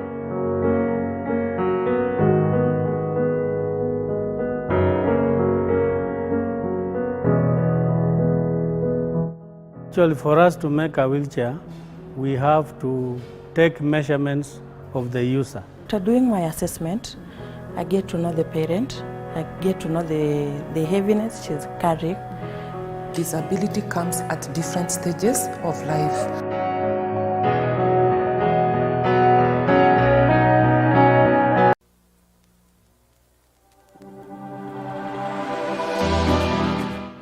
Well, do you know what's happening around you? Morning Cafe with heated political debates. Baraza la Siasa. Hiyo kitu azungumzie, angalie hali ya maisha ya watu. Informative health discussions. Business. Farming. Tasty Wednesday. Fitness Thursday. And Feel Good Friday. With amazing DJs, celebs. Waimbaji, kuna comedians. And music bands every Monday to Friday from 6 a.m. to 9 a.m.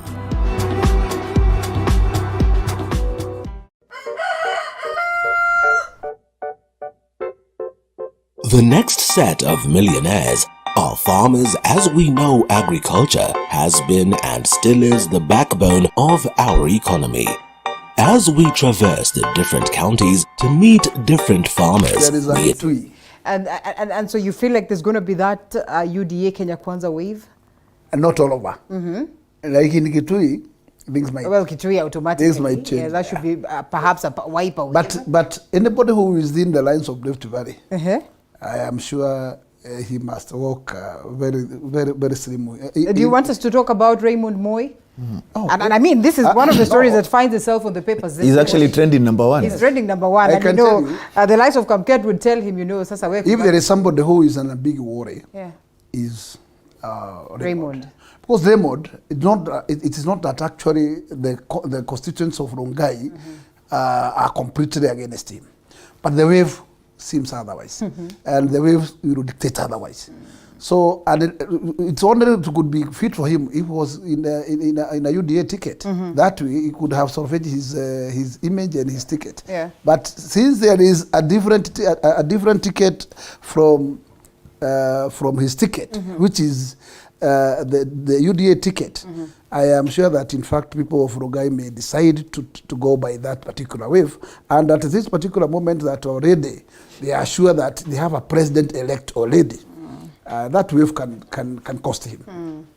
Also in Kacheriba, I still don't see any difference on that.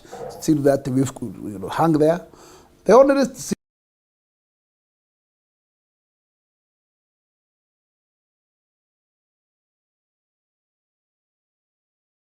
strong there because that is Eastern. And having seen Karoso, the way and manner he has performed well, still we may sort of edge that. But the last three, most likely you go backed by a UDA. Okay. Yes, and in this particular case, what I would say, don't ignore the element of listening the crowd. Yeah.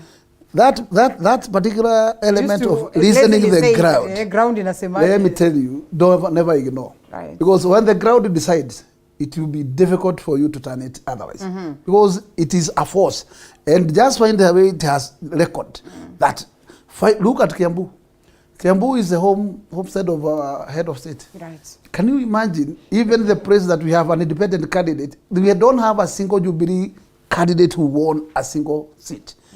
It's only Tondo North, where we have an independent candidate, not a Jubilee. Yes, not a Jubilee. So you can see how tedious the wave is. That is it. Okay. But you can see there are still supporters of head of state who managed to give Raila Odinga 210,000 votes, which is a big chunk of vote. But where are majority? Majority were there were much with 600 plus. And therefore, those 600 plus are the one who search the rest of those who are within that element of sympathy with the head of state and Raila Odinga. That when the waves are evident and when the ground speaks, and we'll come back to that just to get to understand your trick in Embakasi North.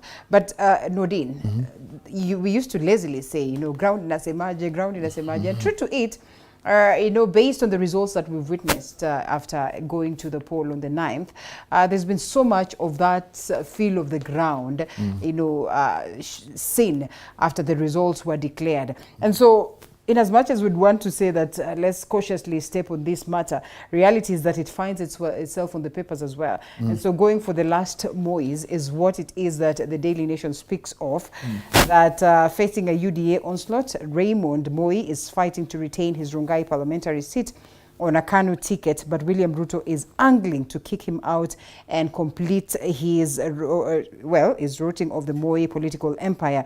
Will the last of the Mois survive? First of all, looking at the fact that Gideon Moi lost it, we have seen the kind of campaigns that UDA has staged in this particular region, and therefore, what are the chances for Raymond Moi? You see, first and foremost, the sad reality is that this is not even about people of Rongai. It's a tussle between the sons of Moi and the deputy president. He's out to get their neck. Clearly, with Gideon out, now Raymond remains now the one, so the only remaining one. If you ask yourself if he has performed as a member of parliament, only those in Rongai know. So even if he has performed, but you see the campaign that they will use there is a dynasty. Yeah. It's time to get rid of these dynasties. So whether or not he has performed, or whether or not the person who wants to assume office as a UDA candidate, whether or not he's going to perform or has the interest of the people, nobody cares. Yeah. So the sad reality, our politics, like I told you, one is full of vengeance, there's also backstabbing, there's conmanship, and there's also territorial control. Now the deputy president wants to control that area. And so he feels like what we're talking about. Maybe he feels threatened by the fact that these two are sons of Moi. And the fact that they carry the name Moi, in as much as he's no longer there, he's a former president, and in that area, there's some respect they'll accord him. So when you take them out, I'm now the official kingpin of the area. This is my territory. The sad reality about our politics is more about territory. It's so territorial. So he's out for him, whether he survives or not. If he survives, by the way, that pulls a surprise, because it's not going to be easy, obviously. Right. As you can see from the campaigns that started yesterday. And those who come we're actually waiting to see who's going to come and support Raymond. Yeah. Because so far, he's in Kanu. Kanu is in Azimio. We don't know if any of the Azimio bigs will touch down there to help him, and whether that will actually have an influence. So if he survives, then he'll send a message in that you're not yet there. We are still around. It's more or less, it's territorial. Okay. And the fact that Gideon is out, maybe some will see that he's also going to go out. But let's wait and see. It depends on what happens between now and the election day. The most unfortunate thing is that there's a money factor, and that we cannot run away from. That as a country, even money speaks volumes as to to what people will decide on. Well, we understand that we keep talking about Deputy President William Ruto and his generosity, and we saw how much they put up an energy to make sure that they secured a seat somewhere in Kiambaa successfully. And Kawanjiko, as has defended his seat pretty much well, and therefore the same vigor we'd expect for them to put on this other side and the other positions that they're looking forward to, because it is in the best interest of them right now, especially when it appears like it's a 50-50 affair on the gubernatorial position, 50-50 affair at the level of the House. It's a plus for anybody who gets to scoop more numbers into Parliament. Do you suppose that money in this case will not even suffice if we're talking about the strength that is on the ground in terms of the wave?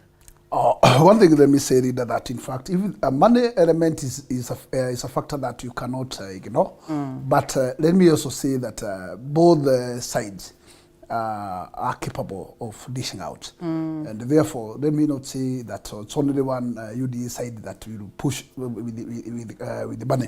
But money notwithstanding, I would just tell you that in fact, going to a little bit, just don't forget that in fact, William Samoei Ruto was capable of penetrating and assuming to the kingpin of Rift Valley without bracing from Moi.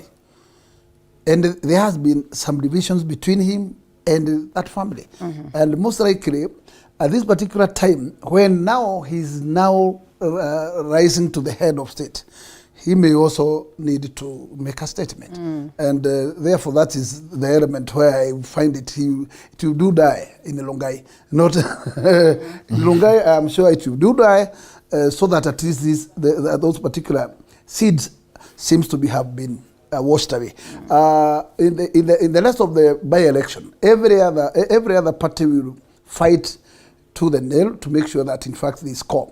But the decision still lies with the voters. I am overseeing a situation where we may get 1-1. But it depends on who will put more effort and energy, and especially in Mombasa. Mombasa is a grey area bit. Though the opinion poll is showing some element of having UD an upper hand.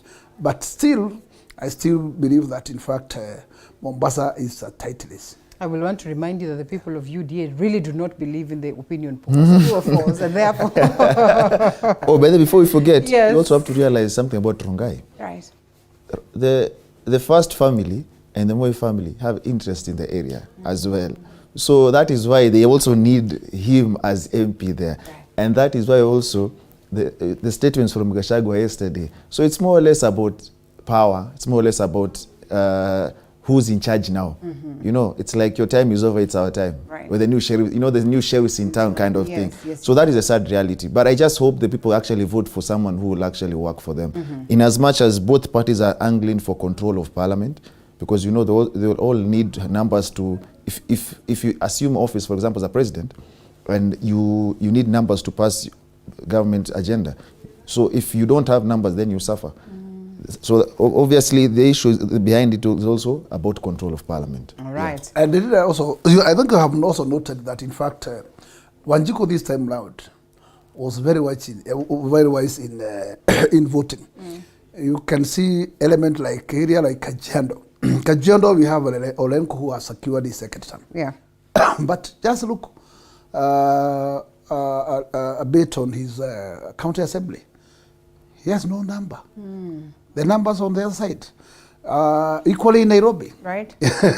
Yeah. We still have shortage. Yes. And many else. This tells you that actually people this particular time they were looking for an individual. It was ideology. Yes. Individual. Because you realize that in Turkana it's an ODM candidate who won. Yes. But in terms of members of assembly, they are the other side. And therefore, this also will give what we call, it will now propel that particular governor elected must work in tandem with these people. Yeah. And yes, so that, and that to me, I think that's the best healthy leadership that we need. Well, so that at least the governor also respects the other conduct. Yes. So that at least tuheshimiane. Na kazi iendelee. Proper checks and balances. Because if you sleep on your job or if you misappropriate funds, you're sure they'll come after you. But will they? Looking at the fact that even before the courts pronounce their judgments, and even before the petitions were presented, we had already started witnessing defections, and therefore they say again, we do not want to be out of government. And from this other side of Northeastern, we have the UDM shifting gears. We have had conversations around and people saying that there are likelihoods that Kalonzo would shift gears to this other side. And so how can we be confident that the formation that is there right now, based on the ones that have won, is going to be the same formation? And also, what does it speak to the question of the constitution as to, if you are taken into parliament, courtesy of the Jubilee Party, then it is the Jubilee Party that you should remain or you pay allegiance to up to the last hour of your reign. But in most cases, we have seen them, forming new parties, and they will tell you heart-wise, I'm in UDA. But then again, I am a Jubilee member because I was elected, with the Jubilee ticket, and therefore we do not see much of by-elections that would get for us to have adjustments. The problem is, like we talked about, the wave. That is number one. Most people, to survive, personal interests. They know this area, maybe I belong to party X, but this area, the only party that can win is this party. So they join that party. Then when they get to office, the element of misbehavior, what you're talking about now, you're in party X, but you're playing for team Y. You see, the sad reality is that our politics is not about, our parties are not about ideology. Like, it's more or less just to get power. You get into office and you run. So the day we have serious parties, like we have the Democrats and Republicans, you know what each stands for. Yes. So even when it comes to voting, these guys will vote this way, this will vote the other way. But now the problem is, one, ours is more or less about personal interest. And then secondly, that is why you see this post-election realignments. People are seeing, maybe there's light in this side, let me run here. There's darkness in this side, and that begs now the question. For example, so why were you in that other side? It was more or less about survival. They know there is no way I'd penetrate in that region without this party. That talks about our ethnicity in our voting. It talks about how our parties are formed. You realize? So the day we move away from that, then we won't be talking about these certain defections or I call it misbehavior, because that's what it is. Like for example, here Mheshimiwa used UDA in Nairobi, which he knew UDA is going to be a Herculean task, because as you see even the numbers, not just Nairobi but Embakasi does not appear to be tough for and as you see Nairobi, most of the members of parliament are in Azimio. So he risked it all because he believed in UDA. Right. But it was easier for him maybe to switch camp and run to Jubilee and get the ticket and use Azimio. But most people wouldn't do that. For example, I am in a certain area, this party sells here, so let me get in there. Because there's a day I remember the deputy president was in Marsabit, and he told the people of Marsabit, msishangae, huyu governor wenyu ananipigia simu usiku, ni mtu yangu. We've seen him in Karen, just days after the declaration. Yes. So that is what we're talking about. People are in a certain outfit, not because they give a damn about that outfit or believe in it, but because they want to survive. And then the moment they survive, then the true color comes out. Yes. That is a travesty with our politics side. It's more or less personal interest vis-a-vis interest of these people. That is what we see. So how do you ask these people of Embakasi North? Honestly, we have known them to be, we have known Embakasi to be a tough for, say, ODM. But I have just repeated here that at this particular time, the election was very tight, but Kenyans were able to identify individuals. Yes. And that's why I have just cited Renku, the governor for Takana, and many others. Even in Embakasi, and especially Embakasi North, it was the competition was so strong, but the wave was not strong to the people, because people of Embakasi knew what they are looking for. And I can tell you, Linda, I was elected by every other tribe. Me, I never lost any polling station. Even those stronghold of ODM, they voted Gakuya. Because actually they knew what they are looking for at that particular position. But that does not mean that my vote translated to my boss vote. Because you find that I had over 40,000. Yes. My boss has 32. Okay. Raila had that in this space. All right. Okay. So you can realize that there was a gap there which was filled by others. And therefore, I did enjoy what we call a collective vote. Yes. That's how at least I survived. But if you see the same case applies to Embakasi West, where they already lost, because we have the same environment. But you realize that in fact there was a strong wave which pulled him out. But if you try to find out what were the reasons, then you see there has to be at least, there was no consensus with the community down there. And therefore there was a division. And when the division is too big, then you have no choice. Because also I was unable I was shocked to see Babu recapturing his position. Because going to the political arithmetic, if Ruyas were to vote for the UDA, then Babu could not survive. Yes. Because we have 18,000 number of registered Ruyas there, we have 14,000 registered Kisis there. And they are the people to determine whether it is Kikuyu, whether it's Babu or who. And therefore it tells you they backed their candidate strongly. Okay. And that's how the UDA candidate lost. Okay. Interesting. So those mathematics are very important, and especially when you are in a cosmopolitan like this one. Because you know you cannot be a dependent of your community. Because my community cannot clinch the position alone.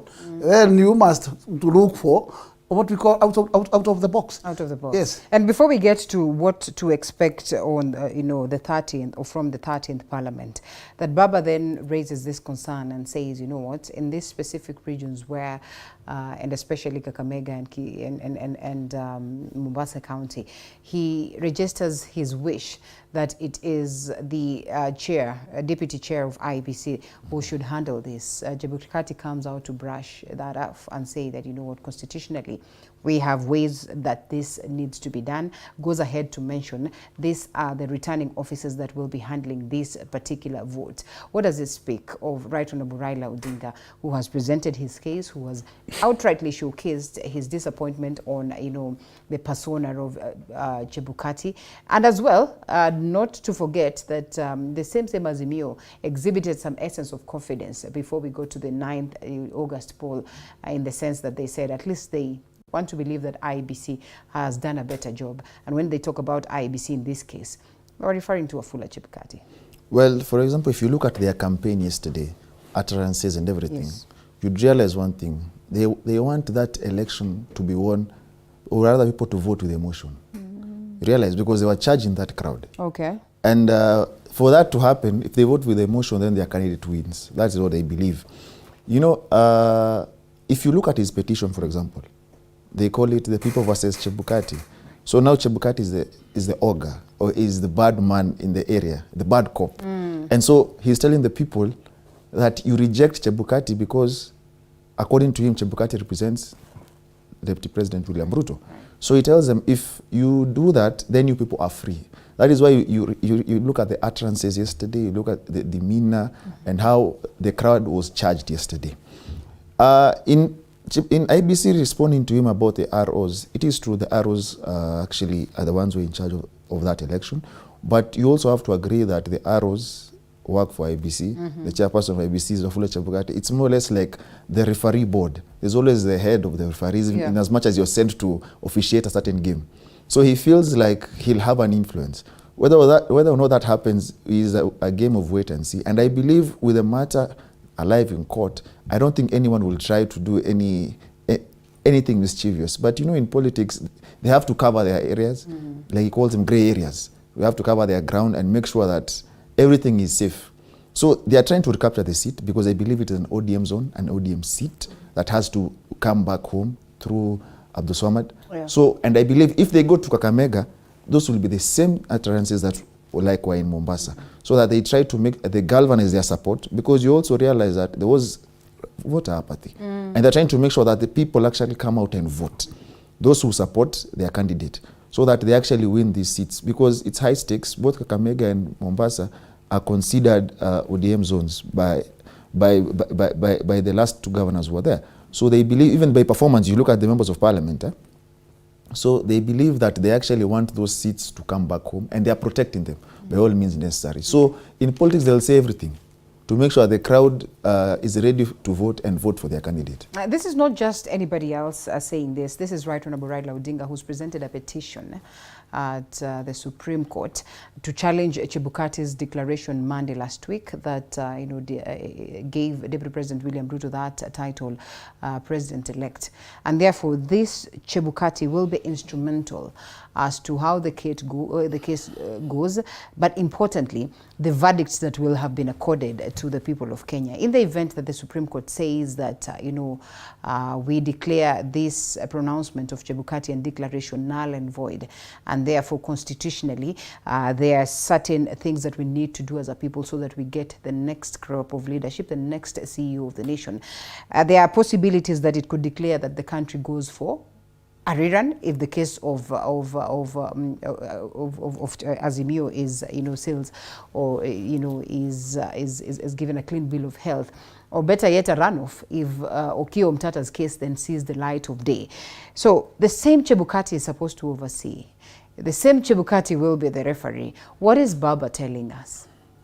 Rita, I want to concur with Wakili that Baba was just playing drama, and that was just an element of trying to poison his people. That yes, our biggest enemy is the Chebukati, and therefore you must wake up early in the morning and make sure that you queue to vote so that at least we can overcome and defeat the enemy. That notwithstanding, the element of those utterances of Honorable Raila Odinga, to me, they are not so sweet at this particular moment. So that now that at least the matter is in court, and the appellate court may decide anything, because nobody can force them to go their way. At least they have what we call independence to decide whether to uphold or whether otherwise. I still believe that, in fact, the process to unseat the Chebukati as the chairman for election is a process, and therefore it can only be a process that can be started, but note that, in fact, the term of Chebukati has expired, and by January it will be he will be exiting, and therefore then we have a process of having another chairman after that. That's the only way we can have a new chairman, but we cannot have a new chairman in the middle. In this particular elections that are going on, Chebukati will still be the chair, and will still be the turning officer of those. No, the turning officers are not of Chebukati, because Chebukati is the turning for the presidential election. But those counties, we have the county returning officers, and those constituencies, they have what we call constituency returning officers. But the chairman remains Chebukati at the end of the day, and therefore what I would say is that this is not the high time to have those kind of pronouncements or those kind of incitement from leaders like our Honorable Raila Odinga, because we still need this country to be at calm the way it is, and we don't want to just start spoiling it, because the incitement from leaders actually turns ugly, and sometimes it takes the country to a different direction. So I would wish that, in fact, those leaders who participated in election, whether it is Right Honorable Raila Odinga or who else, we must respect the institutions. And as of now, nobody have decided whether Chebukati had issues or not. It's only the appellate court that has a duty to decide whether the IBC had an issue to do with the results, the final results, or whether they did their work perfectly. But I can tell you for sure, politicians are like that, because if the results were pro Raila Odinga, he could not have been uttering this statement. But since now the result was not in his favor, he must try to taint the image of this. And this is not the first commission he has tainted. He has tainted all the previous commissions. But I can tell you, Rita, at the end of the day, we shall never have an angel to supervise our elections. We must respect the institutions and individuals entrusted in those institutions. Whether it is in your favor or not, we must respect.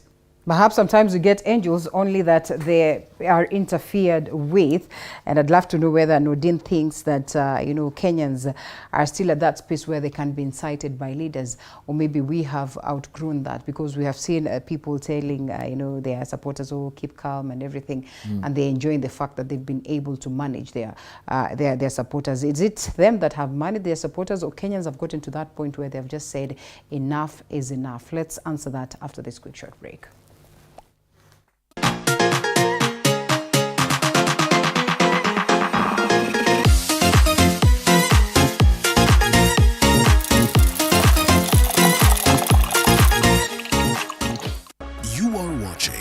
TV47, the home of untold stories.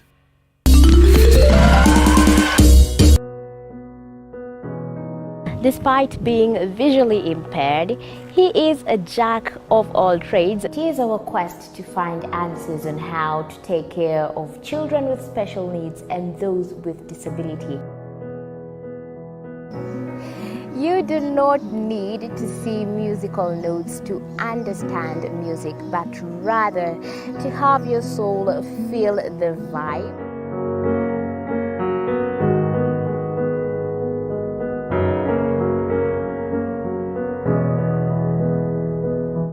Actually, for us to make a wheelchair, we have to take measurements of the user. After doing my assessment, I get to know the parent. I get to know the heaviness she's carrying.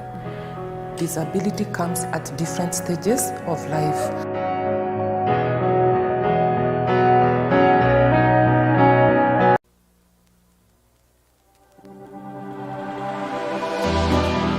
How well do you know what's happening around you?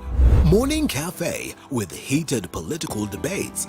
Baraza la Siasa. Hiyo kitu azungumzie, angalie hali ya maisha ya watu. Informative health discussions.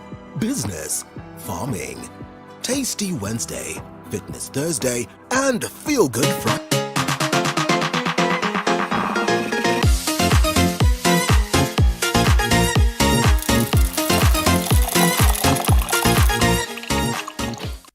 Okay, welcome back to the broadcast. Still with me, Mheshimiwa Gakuya, as well as Wakili Noordin. And therefore, Noordin, we go straight to it as we look forward to hear what Mheshimiwa will tell us as to the 13th Parliament. The 12th Parliament, we were told, was the worst performing in history. I don't know whether you agree to that. I don't know whether you seek to have some essence of improvement, because there are a couple of you, also a handful of you, that have found their way back, and therefore we seek to see whether there's going to be some element of change. But before then, that Kenyans are still at that vulnerable and delicate space where, the Right Honorable Raila Odinga would come to the podium and tell his supporters resist, or Kenyans have really outgrown that? Because honestly speaking, the kind of peace, calm that we have witnessed in the country is to be commended. First and foremost, I believe not all would be ready to go to the streets. But you'd be lying if you said there will be no demonstration. Because you see, the sad reality is that he commands suicidal supporters. He commands a huge following. That is very true. And judging by the votes, 6 million people is a very big number. Right. Even if he's not declared the winner by the Supreme Court as per his prayers, what you ask your question, what happens to those supporters? They need to feel like part of the country. And that depends on the leadership that comes in office. Now, for example, I call us a gaslighter society. Yeah. In that we have so many historical injustices that are unsolved. So many issues that we don't forget. We forgive, put it in the back, act like the proverbial camel, bury the head in the sand, and just move on. And that is why it is so easy for someone to just light something and people erupt. Because we have so many issues as a country that have not been solved, if you ask me. people move on, but it doesn't mean that they are okay. And that is why these leaders take advantage of that, because they have supporters. Now, if they come out and say, for example, that this and this has happened, and a supporter believes that person and is loyal to that cause, believe you me, there's going to be chaos. What we pray and ask is that Kenyans understand that Raila Amolo Odinga and William Samoei Ruto are people looking for a job. You are more or less like the interview panel. So you reserve the right to reject and accept. If you reject, you give your reasons why. And not, you are like, I'll call you, don't call us, we'll call you. And the call comes in 5 years, unless something happens in between, like an impeachment. So you reserve the right to reject and accept. Also, whatever issues you think they have, I'll tell you for free, these people talk across board. Whether you're in Azimio or you're in UDA, they will call each other at night, they will talk. Their families, their children meet, they mingle. Some even date. But you want to go to the street and fight for a cause you know nothing about. You should be there asking yourself, who will solve my issues moving forward? Who will solve the economy moving forward? Who will solve the education crisis that we have? Who is going to work on the healthcare? You realize, who is going to fight the corruption that we have in this country? Because you see, in as much as we have beautiful manifestos, without fighting corruption, they remain on paper. Because corruption is the beginning and end of all those things that we have in this country. So at the end of the day, you realize that whether you fight or not, the loser is you. Because the person who's going to be caned by the GSC officers is you. The person who's going to get hurt is you. The person who will be jailed or killed in the process is going to be you. Their children will be watching on TV. Or rather, some are not even in the country. There will be somewhere in Maldives, somewhere in Ibiza. While here, you're suffering. So at the end of the day, it doesn't take a politician to tell you to calm down. You need to realize that we, as a country, we have grown, our democracy has grown. In that, when you lose an election, you go to court. And you seek the court, for example, when the court decides otherwise, you accept. Sadly, that is not where we are. But we are moving there slowly but sure, because I can see now people are starting to have faith in the courts. Something we didn't have in 2007. So people are having faith in the courts. So that once that happens, because we're also tired of this circle, or this cycle, in that, for example, we're always on a constant campaign, constant politics. People need their lives to move on. But in as much as we want to move on, let those who are seeking truth and justice seek it. And if they get what they are seeking, well and good. If they don't, then the court has decided, and you go and you plan and you come back. Now, that is what we need to make the supporters understand. And that is what they need to preach to their supporters. Right. In that we have gone to the court. When we win, we celebrate, but we have magnanimity in celebrating. If we lose, either side that is I'm talking about, if we lose, then we ask ourselves, call ourselves, like they say, ujite mkutano, call ourselves and tell ourselves, we failed in area ABCD, let us plan ahead, moving forward. All right. Yeah. And the 12th Parliament somehow failed us, Honorable Gakuya. And so on this very day, where we have orientation of members of Parliament of the 13th, or members of the 13th Parliament, takes place today as well as tomorrow. What do you envision, first for your people of Embakasi North, and importantly for the people of Kenya, and at a time when the CDF has been scrapped off or has been declared unconstitutional by the courts? One thing, let me just be a bit clear on that. Let me say that the element of the CDF that was abolished is the 2013 Act. Not forgetting that that particular act was amended and was replaced by NGCDF, though the NGCDF is equally charged in the court, and there's a matter pending in High Court, which is just waiting for a verdict. At the end of the day, finally, probably even the matter pending in the High Court might face the same route that the CDF has faced in the Supreme Court. But not that withstanding, we can still serve Kenyans, even without that particular kitty. The reason is, if the governors can do their work perfectly, as per the law, we don't require such a kitty. Because if they can be able to downsize and make sure that the service is taken down to the people, to the level of the ward level, and without favor of any the elective side, that every single ward can be given equivalent service like the other one. I don't think that we require such a kitty. That such a kitty is always there to subsidize what the counties has not been doing. And you can find an element where, if it is an issue to do with the bursaries, I can tell you, bursaries are key to parents, because you can't watch students loitering there, being kicked out of schools, and they are helpless and their parents are helpless. And we can understand that we are not all equal as parents. There are those parents who can be able to keep their students in private schools, and there are those also who can be able to part with public school and top up what little the government is not completion. Yeah. But you find that there are those parents that are bare needy and they require that particular support. If the counties can do that, we don't require to have such a kitty there. If the governors can be able to do our roads well, if they can do our writing well, if they can do our securities well, if they can do water service well, then where do we require those other kitties? But those kitties always come as a subsidy. And I can tell you for sure, in most of the constituencies that you can walk in, you find that the project that you can see allowed is only the CDF kitty project. I would wish that, in fact, our governors will put the interests of their counties first and make sure that the service is well devolved to those units that are ward level units equitably. Okay. And that way we can be able to get where we want. In terms of performance of the parliament, I think the parliamentary is only entrusted with 3 areas by the constitution, where is legislating, and representing, and also oversight.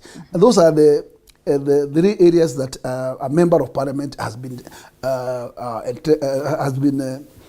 given by the constitution. And I think even the total parliament, we did it well. It's only that my worry is the manner in which the political parties makes what we call a lot of witch hunt within parliament. Because I believe that a parliamentary should be given an independent to make his decisions in terms of legislation. But when you are twisted and you are supposed to go a certain direction, because that is where your party wants you to be, sometimes you'll be casting your vote, but you are casting a vote which is not in your heart, because you believe that is not the right direction. But you are whipped to go to the other. If the parties can give the parliament freedom, so that parliamentarians can be making what we call independent decisions, then we can have the best parliament here. And perhaps but I can tell you for sure, I am not overseeing such a kind of scenario, because parties has been given by the constitution very powerful strength in the parliament, that they can be able to whip you and all manner of disciplines. That is very important, Nordeen. And at least for the better part of this reign, I have had Mheshimiwa here and a couple of other members of parliament who will tell you it is hard to go in parliament, to parliament, and first of all, vote for a bill, you know, based on what it is that you feel is important.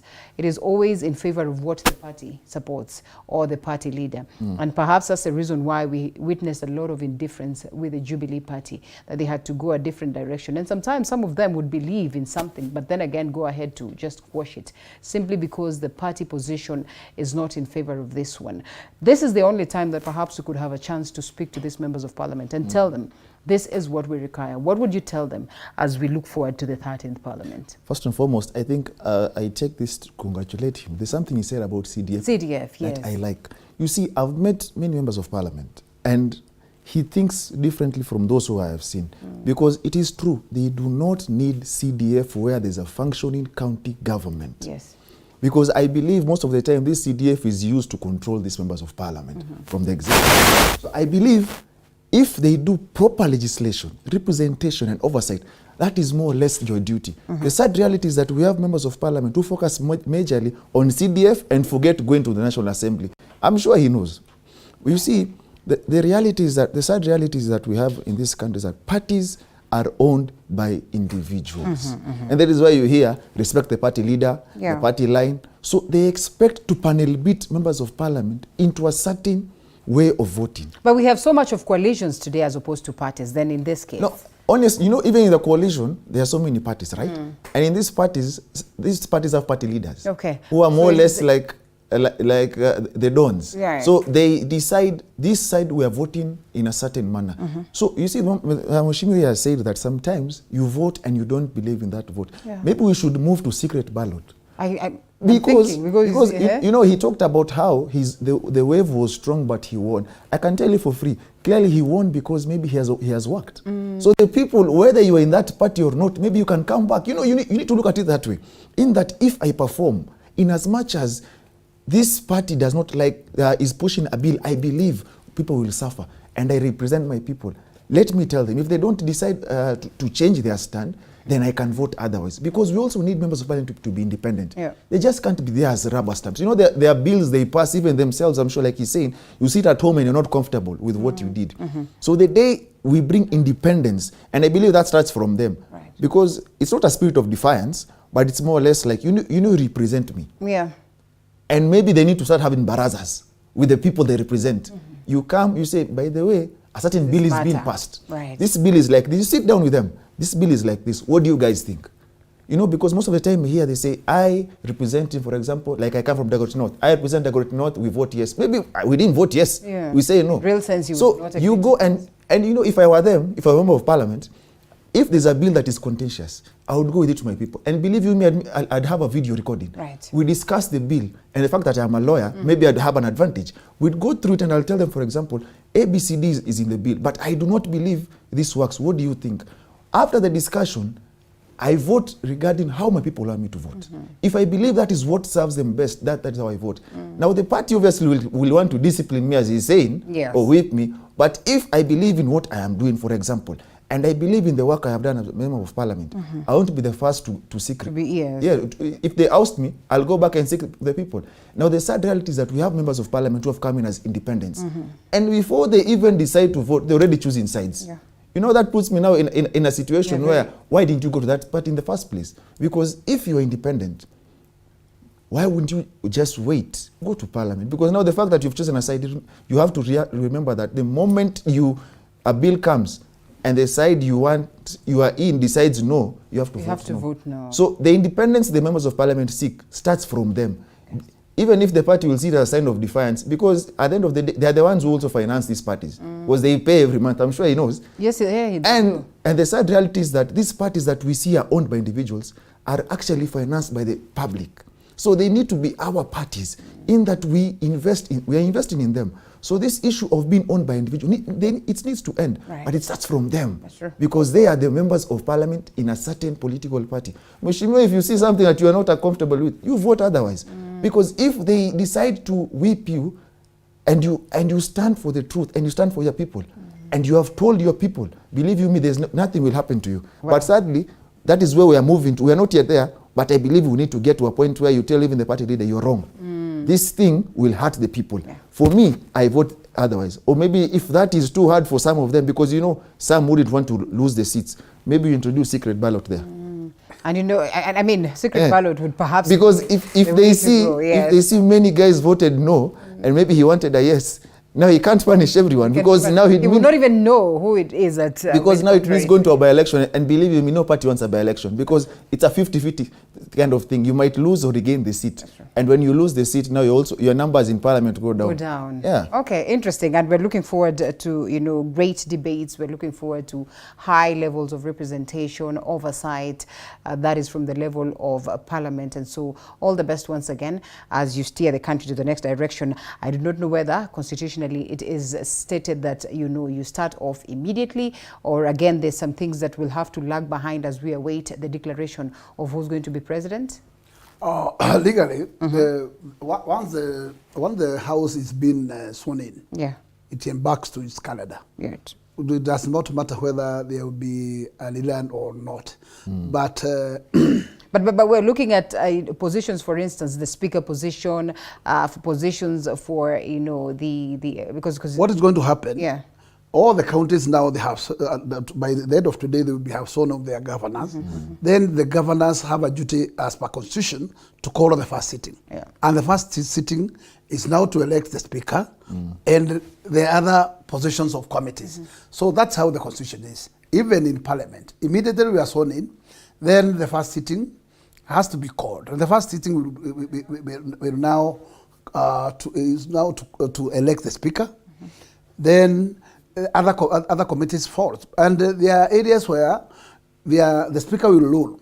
If this is the majority side, then the majority will take what the standing orders has given to that particular side. If it is a minority, then the minority, you know that you are going to have to constitute a minority leader, a minority deputy leader, and the rest.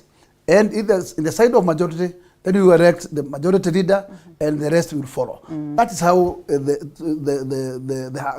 chambers will be constituted, and it's no difference with the manner in which the national parliament will take place is equally how the other county assemblies will take place. Because when the speaker sits on the seat, then he decides which party has the majority. Yes. And once that declaration is made, then that side will preside and bring the leader of majority, and the rest follow. Okay. And the other side will constitute the minority. And the best part of it is that, in fact, there is no side that you lose. Because even though you are in minority, you have positions. You have positions that are in line with that majority side. Okay. That's how it works. All right. The Supreme Court ruling, gentlemen, I know we're almost coming out of this space, Noordin. We call them matters of what? Jurisprudence. And so in this case, we really cannot speak so much so as to this case, but also we do not run away from discussing what we have witnessed, the presentation of the petition, both, virtually or online, and at the same time, the tons and tons of boxes presented.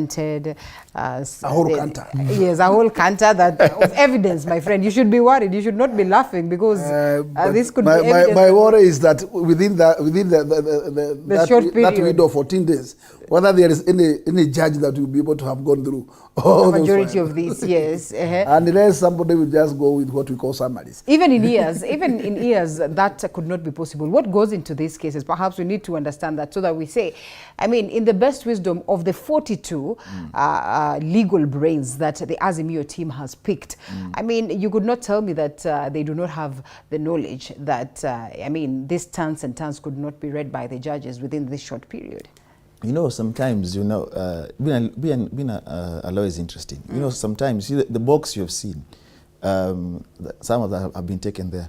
Some will have the Constitution. So if I'm quoting a certain article, I might be, try to be mischievous and print the whole Constitution. Okay. And highlight that article that I want, but I've given you the entire Constitution. Yeah, because yesterday I heard Jalango saying that box 24 that he carried is what is taking William Ruto home. So you read and you see and somebody told me that the one that Martha Karua was carrying is quite big but appears pretty light, so there might not be anything. So, and then some of them maybe are forms that they believe that need to be. It's more or less, you see, in the matter, the petition and the affidavits are very important, because the affidavit is the evidence. So whatever they adduce in the affidavit is what the court will administer. And then the threshold has to be very high, because they are seeking so many orders. Like he said yesterday, he wants to be declared the winner. Yeah. He wants a nullification of the results as well. They call it a cocktail of orders, in that the pros and cons of what they are seeking. Because even when you say there is no integrity in the commission, and Chebukati should not be a state officer, in short, you are saying break off this commission, institute a constitutional crisis. The president now appoints a 7-member committee, 2 men, 2 women from the PSC, one rep from the LSK, and 2 reps from the Interreligious Council. Then they embark on the process of having a new commission. That tells you an election will not be in this safe if that happens. So that is what we call a constitutional crisis. Now, in what I believe what we saw this year and 2017, the good thing about it is that our jurisprudence has grown. Yeah. Our democratic space has grown. And the nullification in 2017 is what brought about the changes in the election this year. So win or lose, he has increased the scope of our jurisprudence. Yeah. It means that the next commission that is going to be in office will look at the decision in 2017, what went wrong, in 2022, what went wrong, and actually make sure that the process is going to be actually free, fair, transparent, and verifiable. Because in as much as people are looking at this thing at the angle of losing and winning, there's also the legal scope where you look at what does the IBC stand to gain from it. Because believe me, there are things it stands to gain. Because there are decisions that will make it go back to the drawing board and decide to make a better election moving forward. But I believe there's no single day we'll have an election where there will not be someone crying foul. Because we also know Trump was saying stop the count. Right. You know, so there's always going to be stop the count somewhere. If you're not winning, even Ushima knows if you're not winning, obviously you won't be comfortable with it. So I believe what we need is a transparent, a free, fair, and credible election. Right. So that you can also see that this thing happened like this. It is easy for you to pinpoint how the election went. But I believe we are getting there slowly but surely. And the right honourable Prime Minister, in what he's doing, is actually growing our jurisprudence. He's actually helping IBC. You know, it's been because there are things, there are decisions that will go against them, obviously, that will actually help them in planning a better election. So the commission that comes in, if, for example, they get their wish, the commission that will come in for, if that will happen, will have a better view. But I believe the problem is not even in the commission. The problem is the political interference in appointment of these commissioners. Yeah. Because where you have commissioners playing for different political sides, this is the recipe for chaos. Because now they will act in a manner to favor a certain political side. That, okay, we cannot have angels, as he said, to manage the commission. But if we reduce the political influence in IBC, we'll have a better commission and raise the integrity threshold. These rumors of someone ate money or did ABCD, we'll have to take care of that so it goes down, and also reduce political interference. That is the only way we'll have an independent IBC, because the I stands for independent. Yes. It needs to be independent. Independent from corruption, independent from political interference. Yeah. All right. Just what do you expect of this whole matter? And I see your team exhibiting so much confidence that this is yours to take home. But then again, the delays and, of course, the thresholds of the Constitution and the fact that Kenyans really want to get going, moving, and get to know what next with the next government. What do you make of the petition processes? And remember, even if the Right Honourable Raila Odinga did not present this petition, there are 8 other, petitions. Yes. And so, really, it's not about the Right Honourable Raila Odinga. Really, what I can say, it is a light of any single Kenyan who is a voter after the process has 7 days loom to make a petition, and now the appellate court also has 14 days to make a determination. The apex, yes. The apex. What I can say is that I want to also take the sentiment of my panelists that this particular elections panel, and especially the commissioners panel, at the tail end, there are some hiccups. And those hiccups, to me, were very dangerous to the state. Because you remember, there was an election that was, the last election that Kevuito held. And as a commissioner, actually, he set this country into fire. Because he started saying public that actually his returning officers were changing the figures, and actually they are bringing quite altered figures. When you pronounce that kind of utterance to the public, then you are telling the public that things are bad and things are completely wrong. When these commissioners, the 4 of them, decided not to go to announce the president-elect together and distance themselves, that only by itself was a fire to this country, because that was an indication that there is a fire and something wrong is cooking at that commission level. And therefore, to me, if I am the one to be asked, immediately after this particular election, we better think on how to recommission the whole commission, so that at least we can have fresh people and we can have fresh commissioners who does not align to anybody. Because you realize that, in fact, the public from that point started going back to the background of these commissions. And you realize that In the social media, there were many stories trying to tell this is behind who, this commission is behind who, this, and all those all those kind of allegations. To me, I'm happy that the commission is back together, and in this particular pending election, they will finish together. And the determination that will be given by the Supreme Court, it will be given when this commission is won. But I can tell you for sure, that was a big danger, that we can have a commission, that you are sitting as a commission, but there is a team which is there purposely for a certain mission. Right. That well, whether they were there for a certain mission or not also is not something we can substantiate. I cannot, but reading by the signs, then you can try to fill with the gaps. Yeah. I hope that in fact the Supreme Court will give Kenyans what we call a verdict, and Kenyans must be prepared that this is an independent court, which has, if the allegations will go beyond their control, they have no choice but to ask for another election. Well, and that's only the worst. That is the worst. Because for sure, I am not overseeing a situation where they will just say, yes, the election was clean. The election had about 60% irregularity, and still uphold it. It becomes hard. It becomes hard. Okay, but interesting. But at least if they can give at least 80% to 90% clean bill approval, of health, yes, I think that the rest, there will be no reason to. Of course, yes. So and we wait for the call. We hope that everything will be good, and let us also entrust with that particular 7 members of that panel, and they will give us the best verdict that this country, they also belongs here. Yes. They are not foreigners. Okay. They belongs here. 30 so minutes. they have the Kenya today is at their heart. That's true. So it's upon to the team to decide the next move. Okay, gentlemen, 31 minutes past 8 a.m. I have to say asante sana for speaking to us. Today we're not going to give our parting shots because I'm sure we're going to be here some other time for more and more conversations over this. Mheshimiwa James Gakuya, Member of Parliament elect of Embakasi North, and yes, we're looking forward to see what happens in today's session of orientation in Parliament, as well as Wakili Nordeen Kagai. Asanteni sana. We close this session, not in totality, because in the next bit we discuss matters finances, just to enlighten you on how you can manage your debt, whether there's good and bad debt, after this break. Thank you, gentlemen.